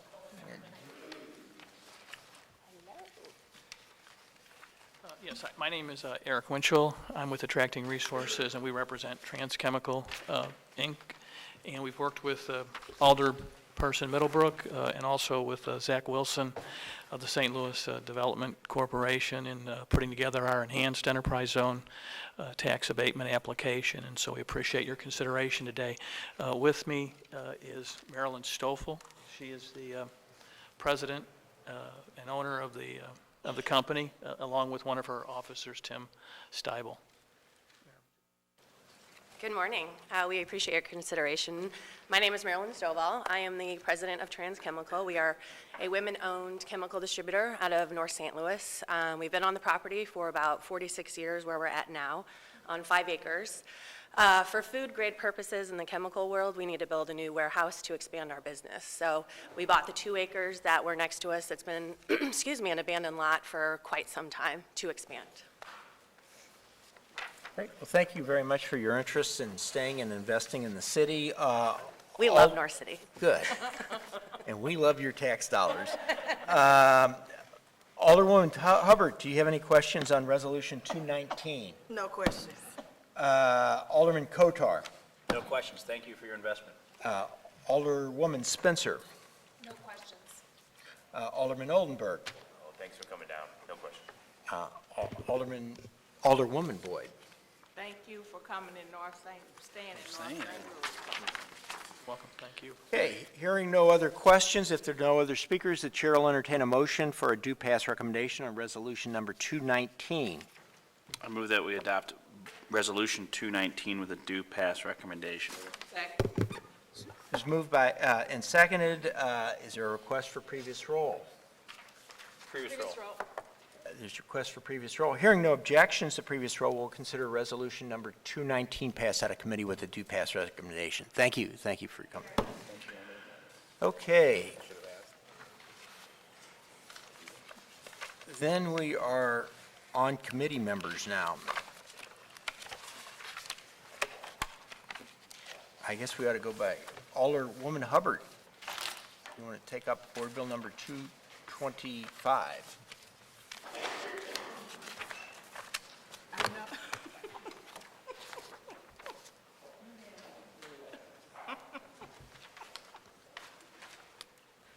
Thank you, Mr. Chairman. I'm here on behalf of Board Bills 225 and 226 is related as well. These are, they're companion bills, and they're related to the multiple moving pieces of the square project that is coming to the Fifth Ward. And what 225 is basically a maintenance agreement for 900 North Tucker, and it deals with the adjoining property that's owned by St. Louis Public Schools, the City of St. Louis, and Northside Regeneration, and St. Patrick's Centers, and it just agrees to the maintenance agreement, which calls for landscape improvements, mowing and trimming grass, trees and shrubs, maintaining rain gardens, including pruning, fertilization, mulching, etc. And that's it, and I'll entertain any questions for this. I'm definitely proud that they are moving to the Fifth Ward, and they have gone above and beyond. Instead of just doing regular development, they've taken on the task of trying to beautify that entire area. And so at this time, I'll entertain any questions on 225. Alderman Coatar, any questions? Yes, sorry, where is this plaza? I'm just trying to, I'm looking at a map here, I'm trying to figure out where it is in relation to 900 Sure. North Tucker. Is it to the? Oh, we have handouts, if we could pass those out. That'd be- Sorry about, Dave was over there on break, so. Oh, look at this. Copies from, oh, okay, it's that plaza. Like right It's like that, just north of St. Patrick. Okay. And I'm sorry, who owns the plaza? It's a city, It's a city park? plaza, yeah. Oh, interesting. And its boundaries are, yeah, so you can see it there, St. Patrick's Board of Education and our new building that we're developing. Okay. Interesting.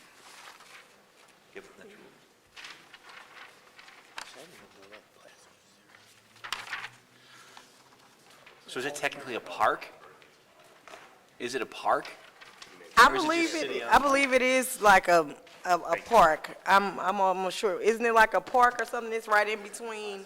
Yeah, the city maintains it currently. Okay. And you guys are going to maintain it? Exactly. Nothing further, Chairman.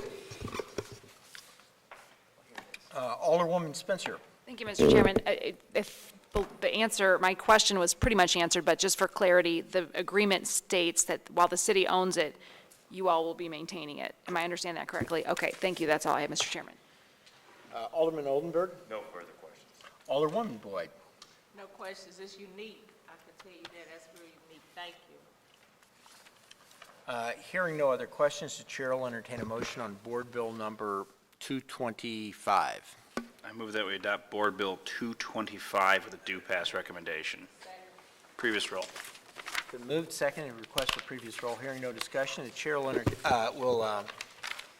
we have passed out Board Bill number 225 with the due pass recommendation. Alderwoman, Board Bill number 226.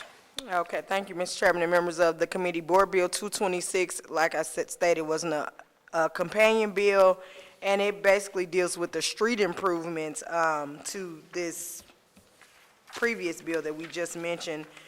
And it's the 900 North's desire to improve and exclusively use Hadley Street and Dr. Martin Luther King Drive. No portion of Hadley Street or MLK Drive will be vacated. It will be open and accessible to emergency vehicles. Traffic will travel in one direction, entering at Cole Street and exiting on Tucker Boulevards. And basically, that's it, and I'll entertain any questions. This is just a agreement to maintain the streets, and we have, it's in the packet as well. Do you have other copies of this so they can actually see? Yeah, so it's the front sheet of the one we just had. It kind of gives you an idea of the streets we're talking about and how we plan to improve it. But again, this will continue to be accessible and it is not being vacated. Okay. Any questions, Alderman Coatar? No questions. Alderwoman Spencer? No questions. Alderman Oldenburg? This will remain a public street. There's just improvements will be made with the diagonal parking and looks like some bump out of green Maintain space. it, but I mean, it'll be accessible, but we'll have all the spots and stuff. So we will maintain it, and we're in negotiate, we will pay for that from the treasurer's office as well for the current meters. Understood. Thank you for that clarity. No further questions, Mr. Chairman. Alderwoman Boyd? No question. Hearing no questions, the chair will entertain a motion on Board Bill number 226. If we Go ahead. approve the Board Bill 226. Second. Previous roll. Hey, we're changing things up here, guys. You're gonna really confuse the chair here. Okay, if there's no, that we'll consider Board Bill number 226 pass out of committee with a do pass recommendation. The Alderman from the 7th is now. Thank you, Mr. Chairman. Guy, he wants to speak on 205 and 206.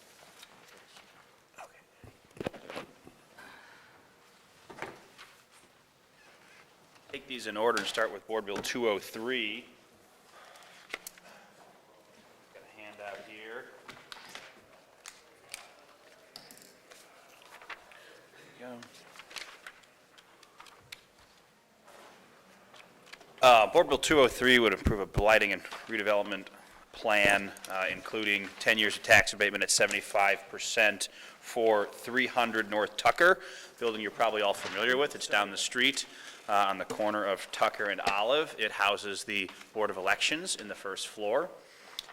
Last session, maybe 2 sessions ago, we approved a new long-term lease for the Board of Elections to remain in that building as the first floor tenant of the building.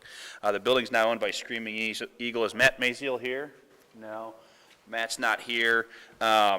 Screaming Eagle bought the building for the purpose of taking what has been, I would say, probably Class C office space in a very pretty much vacant, I mean, not entirely vacant, but more than 50% vacant commercial building there, and he's rehabbing it into residential on the upper floors. So Board of Elections will remain as the kind of anchor main floor tenant, rest of the building, and they have some, I believe they have at least one more floor of office space that the board uses. I don't know if it's what floor it is exactly, and the rest of the building being converted into 44 residential apartment units. So this would approve the a 10-year abatement at 75%. I know Jonathan's done an analysis of this. I'm happy to. Actually, Matt has done an analysis of this, and I'll let him speak to that and then entertain any questions. Thanks for having me. This project scores 3.5 stars out of the 5-star scale. The developer return is at the lower end of the range we're looking for. To get to that 3.5 stars, we did lower from the requested 90 or 95% abatement to 75%. And the reason it's a lower score than what we typically see, but still acceptable, is just that the building is currently in use, and this is really a significant rehab of the vacant space to a residential use. It does benefit the city over a 10-year period to a tune of about $200,000 over its current tax generation, and the school district $100,000. But over a 20-year term, it's over $500,000 for the city and over almost $800,000 for the school district. I'm happy to answer any other questions. Are there any questions, Alderwoman Spencer? I have no questions. Thank you, Mr. Chair. Alderman Oldenburg? Just quick question.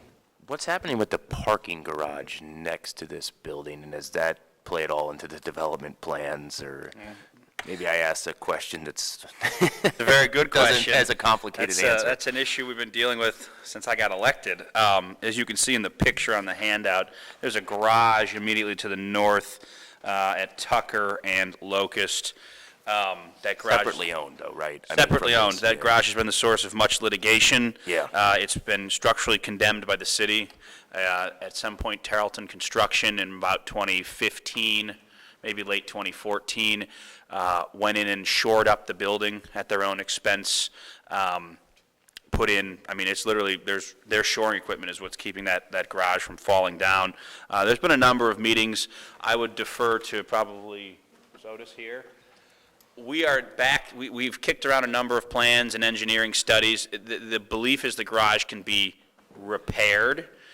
It's very expensive, but it can be repaired. It's still cheaper than tearing it down and rebuilding it, especially considering the number of utilities under the garage. So that is the plan of attack. We're in discussions with the treasurer's office as to whether they're going to help tackle this. The developer of this project obviously would like to see it done, both because he has he has the right to many commercial spots in there for his commercial tenant, and also the residential spots. It also serves as the garage for nearby condominium complexes. It's a mess. We've been working on it for a while. It's going to, at some point, I suspect we'll be back here at the board requesting some sort of abatement to make that garage come back to life, but we're not quite there yet. Got it. That's great. I mean, but absent of that, there's parking requirements There's are sufficient surface fulfilled, parking. right? You know, if the Jefferson Arms project came to fruition, and then we would start to have some other issues and need some parking, but in the short term, there's parking. No further questions. Thank you, Alderman. Alderwoman Boyd? No question. The clerk informed me that we did have a speaker that wanted to say something about this project.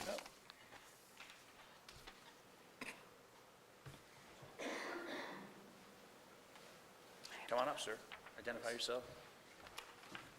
Hi, my name is Dan Pate, resident, and the questions I had about this one is, I think this building was already abated previously, or some project where it had a period of tax abatement. Is that accurate? It did at some point. Yeah. Okay.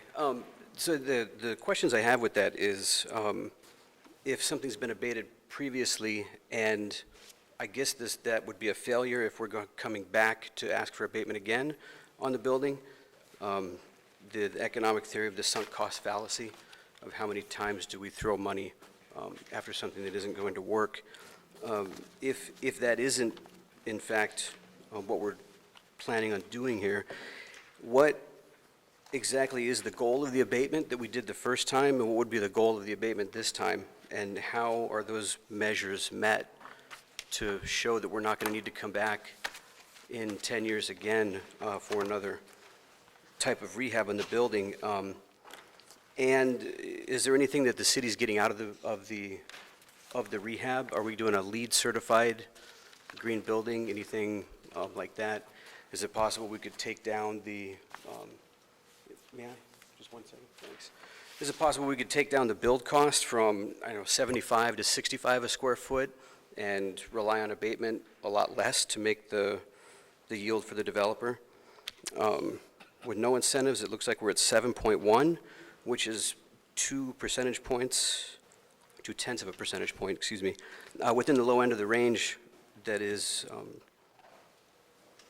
admissible for developers to use per our sheet here. So I think the thing to really look at is not how much do we get with the abatement after 10 years, but how much are we sacrificing if we give the abatement in the first place? That needs to be a new measure of how these things work. And those are my only questions. Do we have the fact sheet on this? I don't think I saw that. Oh, hold it, here it is, here. Okay, I apologize, here it is.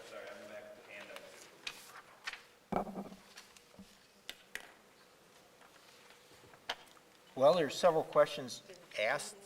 When was that abated? Or I'm not sure the year of the initial abatement. I guess it was late 90s. When the facade, if you remember the facade, it used to be a kind of 80s looking facade on it, and it was taken down to reveal the historic facade. That abatement has been burned off. We will not eat back into the abatement, so it is only an abatement on the improved value of the project by in mostly interior work to upgrade the office space, upgrade the Board of Elections office space, and make there's also a law firm in there and a marketing firm in there, but also to make the remainder of the vacant office space more marketable as Class B space, but also take the vacant upper floors and convert them from office use to a more marketable residential use, and obviously converting office space to apartments with additional plumbing, not facades, but partitions, et cetera, has its inherent costs. So that's what has justified our decision in this case, to basically up the usefulness of the building, given the current market status. Also, given the question about the parking garage, it's more feasible to support a residential use with fewer numbers of parking users than a higher intensity office use. It would not be a desirable office use given the lack of in building or adjacent parking for new tenants.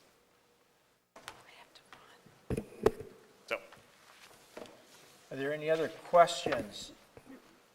Alderman? I have a comment, Mr. Chairman.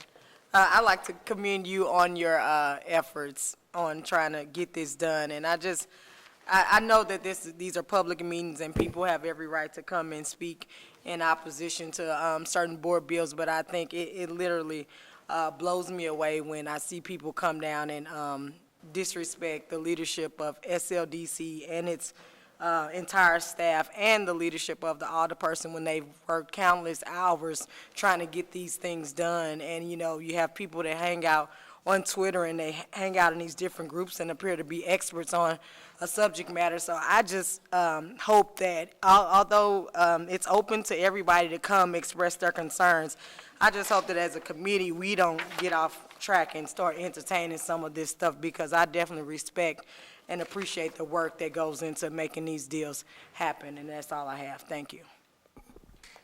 Alderwoman Spencer? Thank you, Mr. Chair. I think the resident brings up an excellent point, something we don't consider down here very often, and that is whether or not a property has had previous abatement.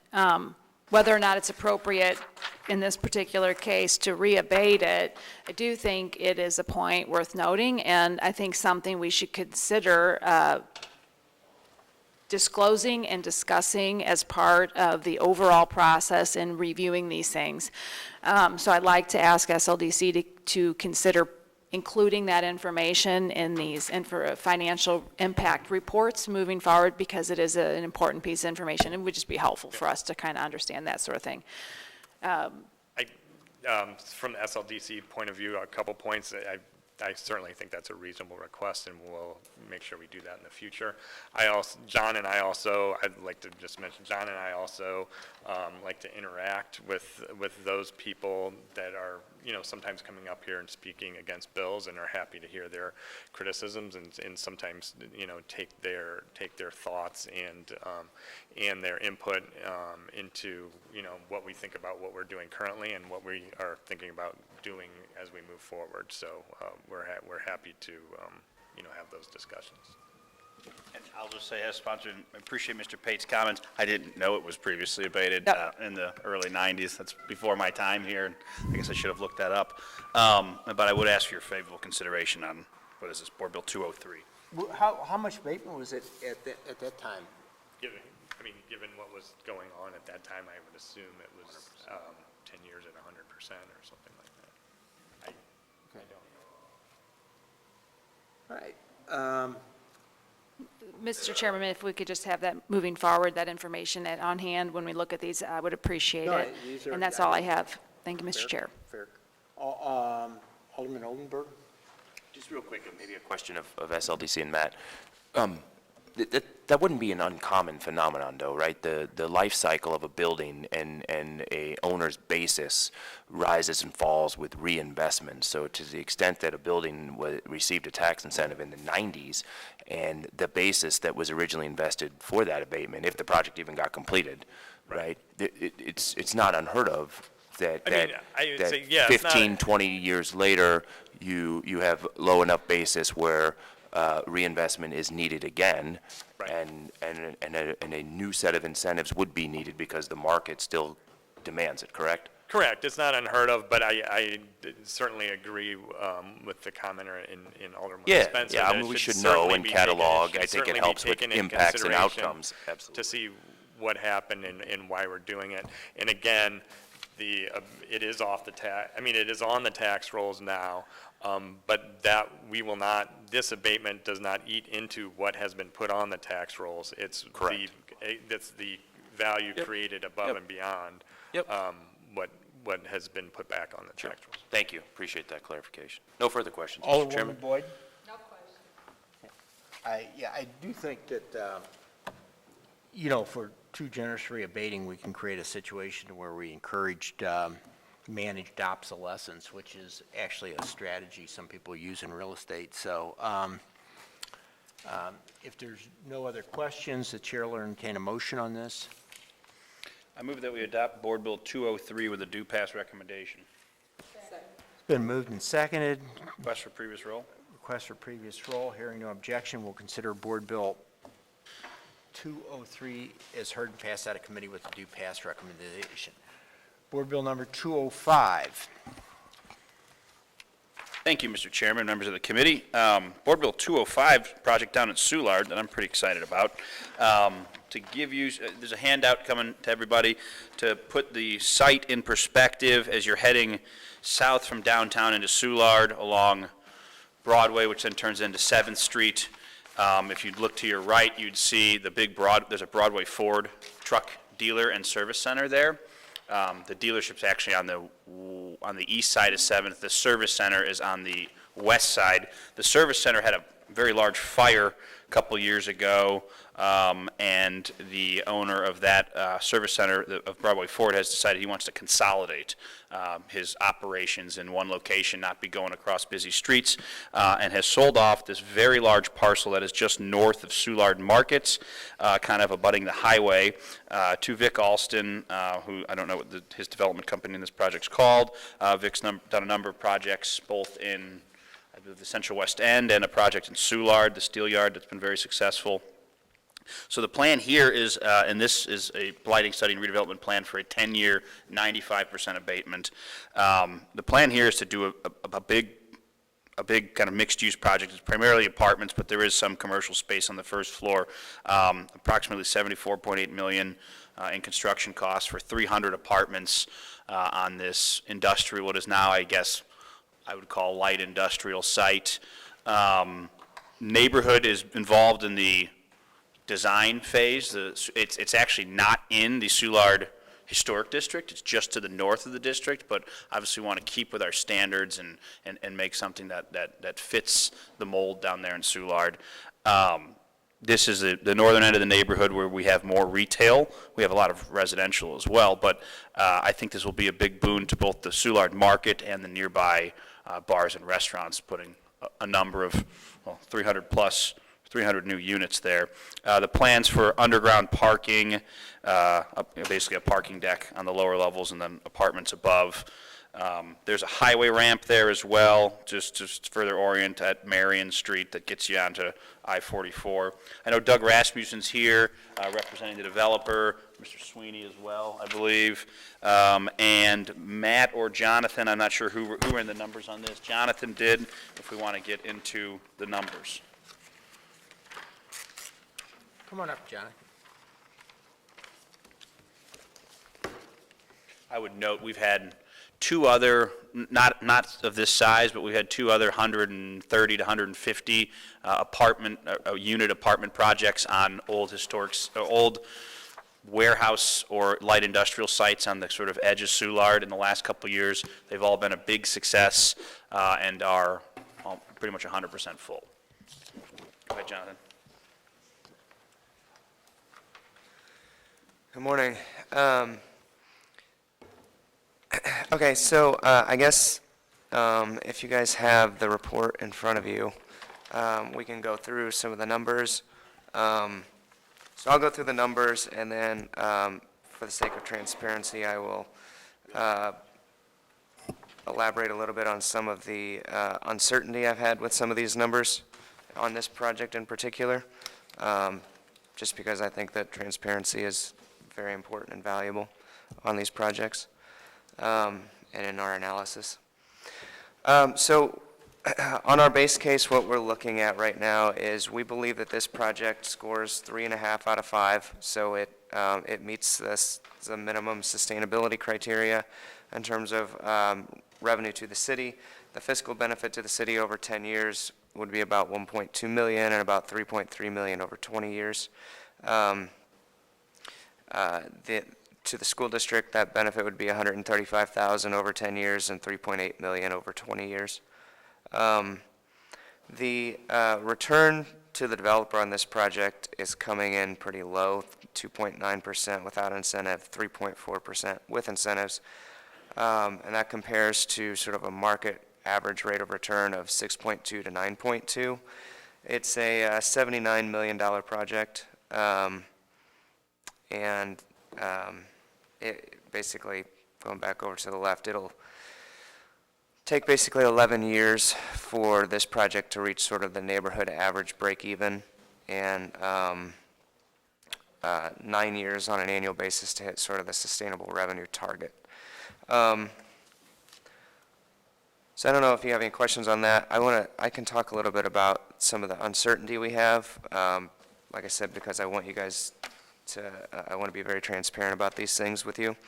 So one of the things that we've learned since completing the analysis, since this went through LCRA, is that the model that is being followed by this developer in particular does not necessarily, they're not necessarily selling at cap rates that we can model using market rate data. The cap rates being used are significantly below, meaning prices are significantly above what we would be able to model using our data. The reason for that most likely is because they're being bought by investors who are probably planning on increasing the rents by some percentage in order to justify the cap rate that they're going to be paying. And so what that likely means is that this project will at some point sell for a price that's higher than, it'll probably be higher than, significantly higher than what their cost to develop is, for example, and that will probably, I don't know exactly what the effect would be on their overall rate of return. It'll be higher than I think what this number is, though, right here. The response that we are developing to that, and it's too late to do it on this project, but something we want to try and do going forward, is we're trying to develop a system for being able to implement a clawback in that type of scenario. The way that we're currently thinking about that is that we would model the tax abatement as in such a way where it would be, let's say, in this case it's 95%, it'd be 95% tax abatement on a value up to a cap. So let's say the value of the building we modeled would be worth $50 million in our estimate. If it ends up being worth twice that or something, or some amount above that, then the developer would end up paying 100% of the taxes on the amount above that cap. So that's what we're looking at doing for projects going forward. But for now, because this had already gone through LCRA and the property was acquired following approval from LCRA, and there was some uncertainty as to whether or not changing the deal at this point in the time would kill the project, we are going to be implementing that going forward as opposed to on this one. So if you guys have any questions. Okay, I think I am fairly astute at this stuff, Jonathan, and I tell you, I'm a little confused.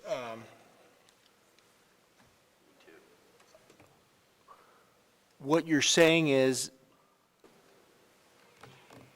that they're going to increase rents, well, I think most developers, but their strategy is to sell as opposed to realize the... Right, so the strategy is going to be to sell, most likely to some type of hedge fund type of entity who is going to buy it based on the premise that they're going to have higher NOIs. They're going to have higher NOIs because they're going to probably raise the rents by some significant margin. So that's what we've learned since completing this analysis.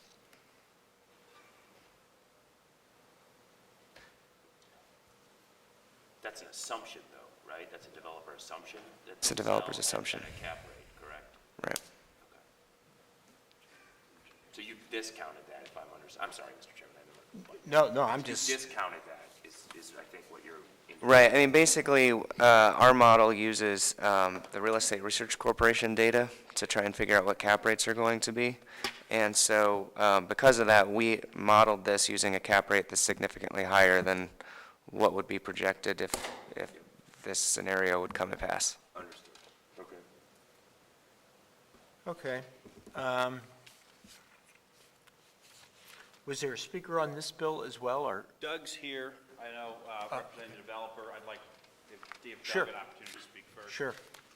And if I could, before Doug speaks, I would just say, and I appreciate Jonathan's comments, and this is something him and I have talked about just recently on this. I mean, we've seen, there's been a number of large-scale apartment developments all over the city that have been built, been leased up, have been very successful, and then sold for big numbers. I mean, I think the Orion, is that in your ward? The Orion, the Tribeca, I don't know if that's in the 26th ward, it's the one along Forest Park Parkway there. I don't know if that's the 28th or the 26th ward. So, I mean, this is sort of a model they've been using, but I don't disagree going forward with what Jonathan's proposing is basically to say, all right, well, we think, after you build this building, lease it up, here's sort of a base value of the building. If you sell it for something well above that, you should be paying the taxes on it. I don't have a problem. I mean, the Orion was in a TIF, so when that happened, Right. we ended up, the benefit passes through because we immediately capture that. But with tax abatement, you don't. Yeah. I'm guessing a lot of that's just fueled by low interest rates and REITs having more money to they know what to do with. But Yeah. do you have any other comments? No, I wanted to turn it over to Doug real fast just for a couple comments. Yeah, I would, thank you, Alderman. I would just concur with the chairman, and I would also say that, it's easy for us to sit here, and John and I have talked, and we've got a very good, working professional relationship. But it's easy for us to obviously sit here and think about what the market will look like in 2 to 3 years when our client would sell this property, but we really don't know. And certainly with, the market, and I think even some things you're seeing, now with, this coronavirus scare and things like that, we think the money, could be tightening up, right? So it's all kind of undetermined what's going to happen. And, I guess the other point I would make is, I've lived in St. Louis since 1999. And when I moved to St. Louis from Madison, Wisconsin, I actually used to live in Soulard, but then I've since relocated to Old North St. Louis about 15 years ago. But that area of that community has always been kind of like a little dead area, and I think it's going to help do a lot of things from a policy perspective as well in terms of developing that area, helping the Soulard market be more vibrant, bringing more people into the city. And, I just think that, we need to make decisions not only on the economics, which we've done with the model, but also with, those considerations as well. And I think it's just going to have huge benefits for that area and for the Alderman's ward. So, we appreciate the comments, obviously. I think John and I are working on another project, and we actually had a meeting yesterday about the model that he's thinking about, and we continue to look at that, and we respect his opinion as well. So that's all I got. We have a speaker. If you could step up and introduce yourself again. And Yeah, do you have need me to sign a sheet again?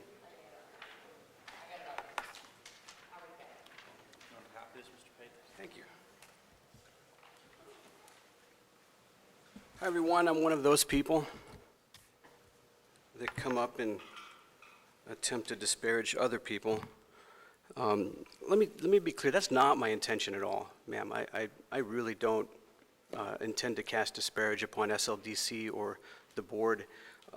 I think there's a fundamental lack of transparency, and when these resolutions come through LCRA and the Planning Commission, there's no opportunity for public comment.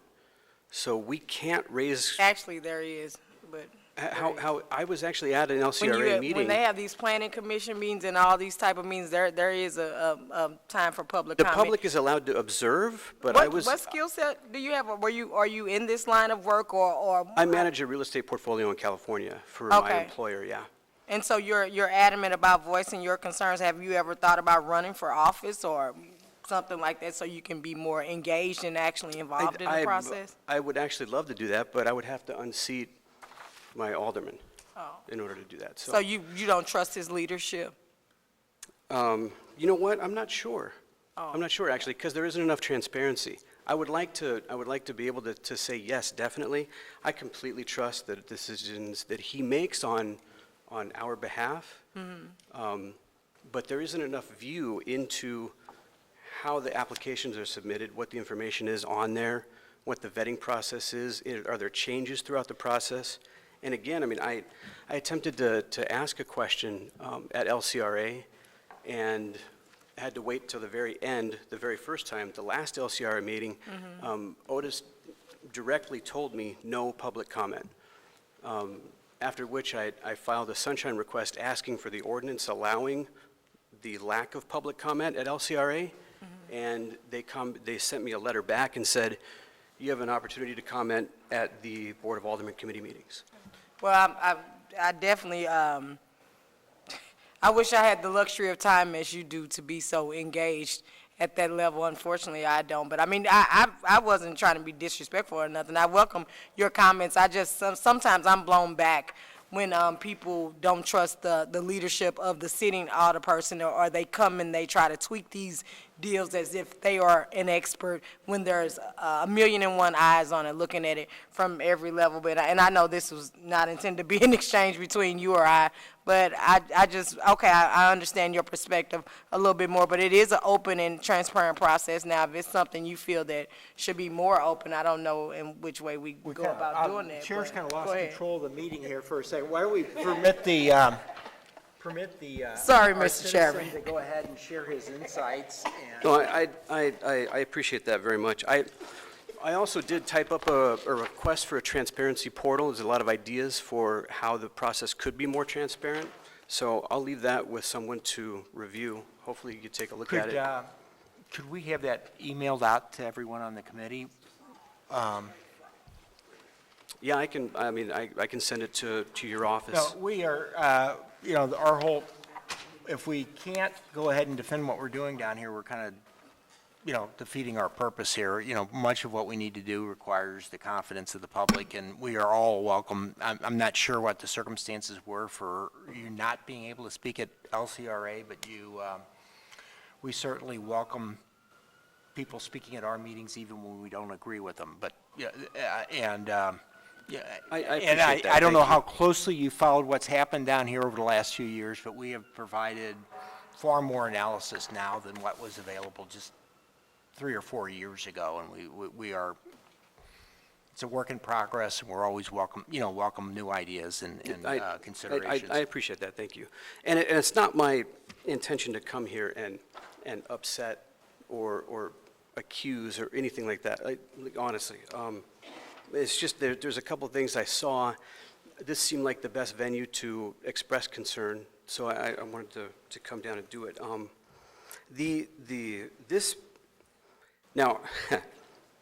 This project in the area that is in, yes, it needs development and needs some definitely residential around that area.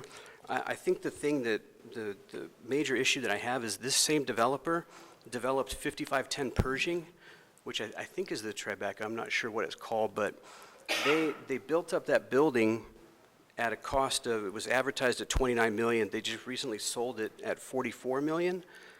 So at 6% sales cost, which I just pulled out of whatever, it's not typical for commercial, but 6% sales cost, that's a $12 million net that they got. And that is if one principal of the company wasn't the listing broker. So they potentially save themselves half of the listing brokerage fees on that as well. So that's quite a bit of money, and that property in the 26th Ward does have 18 years left in the abatement now. So we're essentially subsidizing a apartment operator from either New York or San Francisco, I'm not really sure which one, on their operations of a property that has the abatement. So that's just something I would like to try to bring up and say, is there any way that we can be better stewards of public funds as well as getting development done? And just kind of in general, it seems like, yes, this area needs projects, but man, the south and the north need projects a lot more, it would seem. I'm only 5 years in St. Louis, so I can't comment on the history and everything, but it seems to me that the only reason that developers are still doing projects in these areas is because they still get incentives. And if we were able to turn off the spigot of incentives completely in this corridor, then projects would be forced to move outward. Or they weren't, or they wouldn't move outward, and then after a year, everybody could say, see, I told you so, and then start the incentives again. It's just a potential there. But just so you're aware, I have actually said no to people, and projects do go away. I'd be glad to talk to you about it afterwards, and we've had some projects go forward without them. No, I think there's been a couple projects like 3853 or 63 Forest Park, something like that has gone through without incentives, is operational right now. I don't know if that's the rule or the exception. More the exception, but that was an example of us not doing incentives, and I would say there's probably, I believe is that Vanaventer in Forest Park? I think so. Yeah, I think there's probably a fair number of people in St. Louis who would probably say that they would not like to have that that building probably at merit.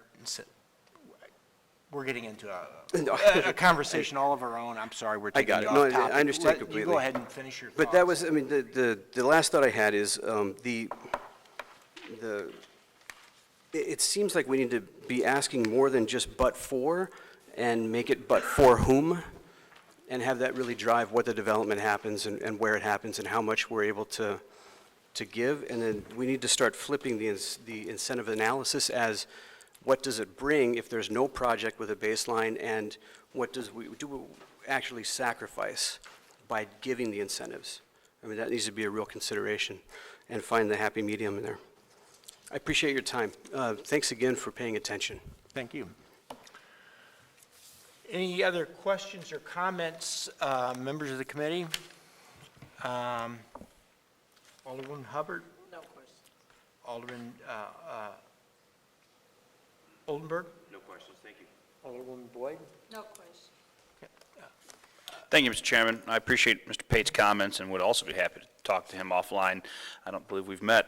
I obviously support this project. The neighborhood's very supportive of this project. Soulard is sort of a tight geographic area. We have very strict historic standards. We can do some multifamily and some bigger development sort of on the outskirts. This is one of those remaining outskirt parcels that we really do want to see redeveloped, and we would be happy to have the new residents. So I would ask for your favorable consideration on Board Bill 205. Mr. Chairman, I move we pass out Board Bill 205 at Moved, seconded. Previous roll. Request for previous roll. Hearing no objections, we'll consider Board Bill 205 passed out of committee with due pass recommendation. Last one is an ordinance by myself, and it's for zoning. Mary? Yeah, if you don't mind.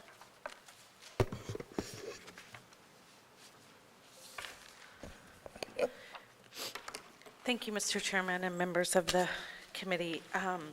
This Board Bill 214, is a rezoning in a form-based district, the Forest Park Southeast Form-Based District that was established under Ordinance 70732.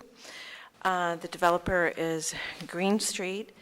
They currently own 5 adjacent parcels, and they are seeking to rezone 2 of these parcels to match the other 3 parcels that they own that are already zoned to the neighborhood center type 2. The reason for the rezoning is that the form-based code overlay district ordinance specifically does not allow for a development to occur on a parcel that has dual form-based zoning on it. And when they seek to consolidate these 5 parcels, it would create a dual zone parcel. In addition, the rezoning would help to facilitate a project that will be a 4-story apartment building with 35 residential units and 36 off-street parking spaces. Are there any questions? Any questions? Alderwoman Hubbard? No question. Alderman Coatar? No questions. Alderwoman, I'm sorry, Alderman Oldenburg? No questions. Alderwoman Boyd? No questions. If there's no other questions, the chair will entertain a motion to pass out of committee Board Bill number 214. So moved. We need a second. How about a second? Second, sorry. Hearing no objections, we'll consider Board Bill passed out of committee with due pass recommendation. Thank you. This is our last meeting for this session. We'll be back next session. We'll try to schedule something for focused on north side and southeast quadrant, but I also want to have the budget director come up, and we're kind of doing some analysis on that, and perhaps he can share some of what's been going on there. Other than that, there's nothing else. Thank you, everyone, for your patience today. Had a long meeting. Meeting adjourned.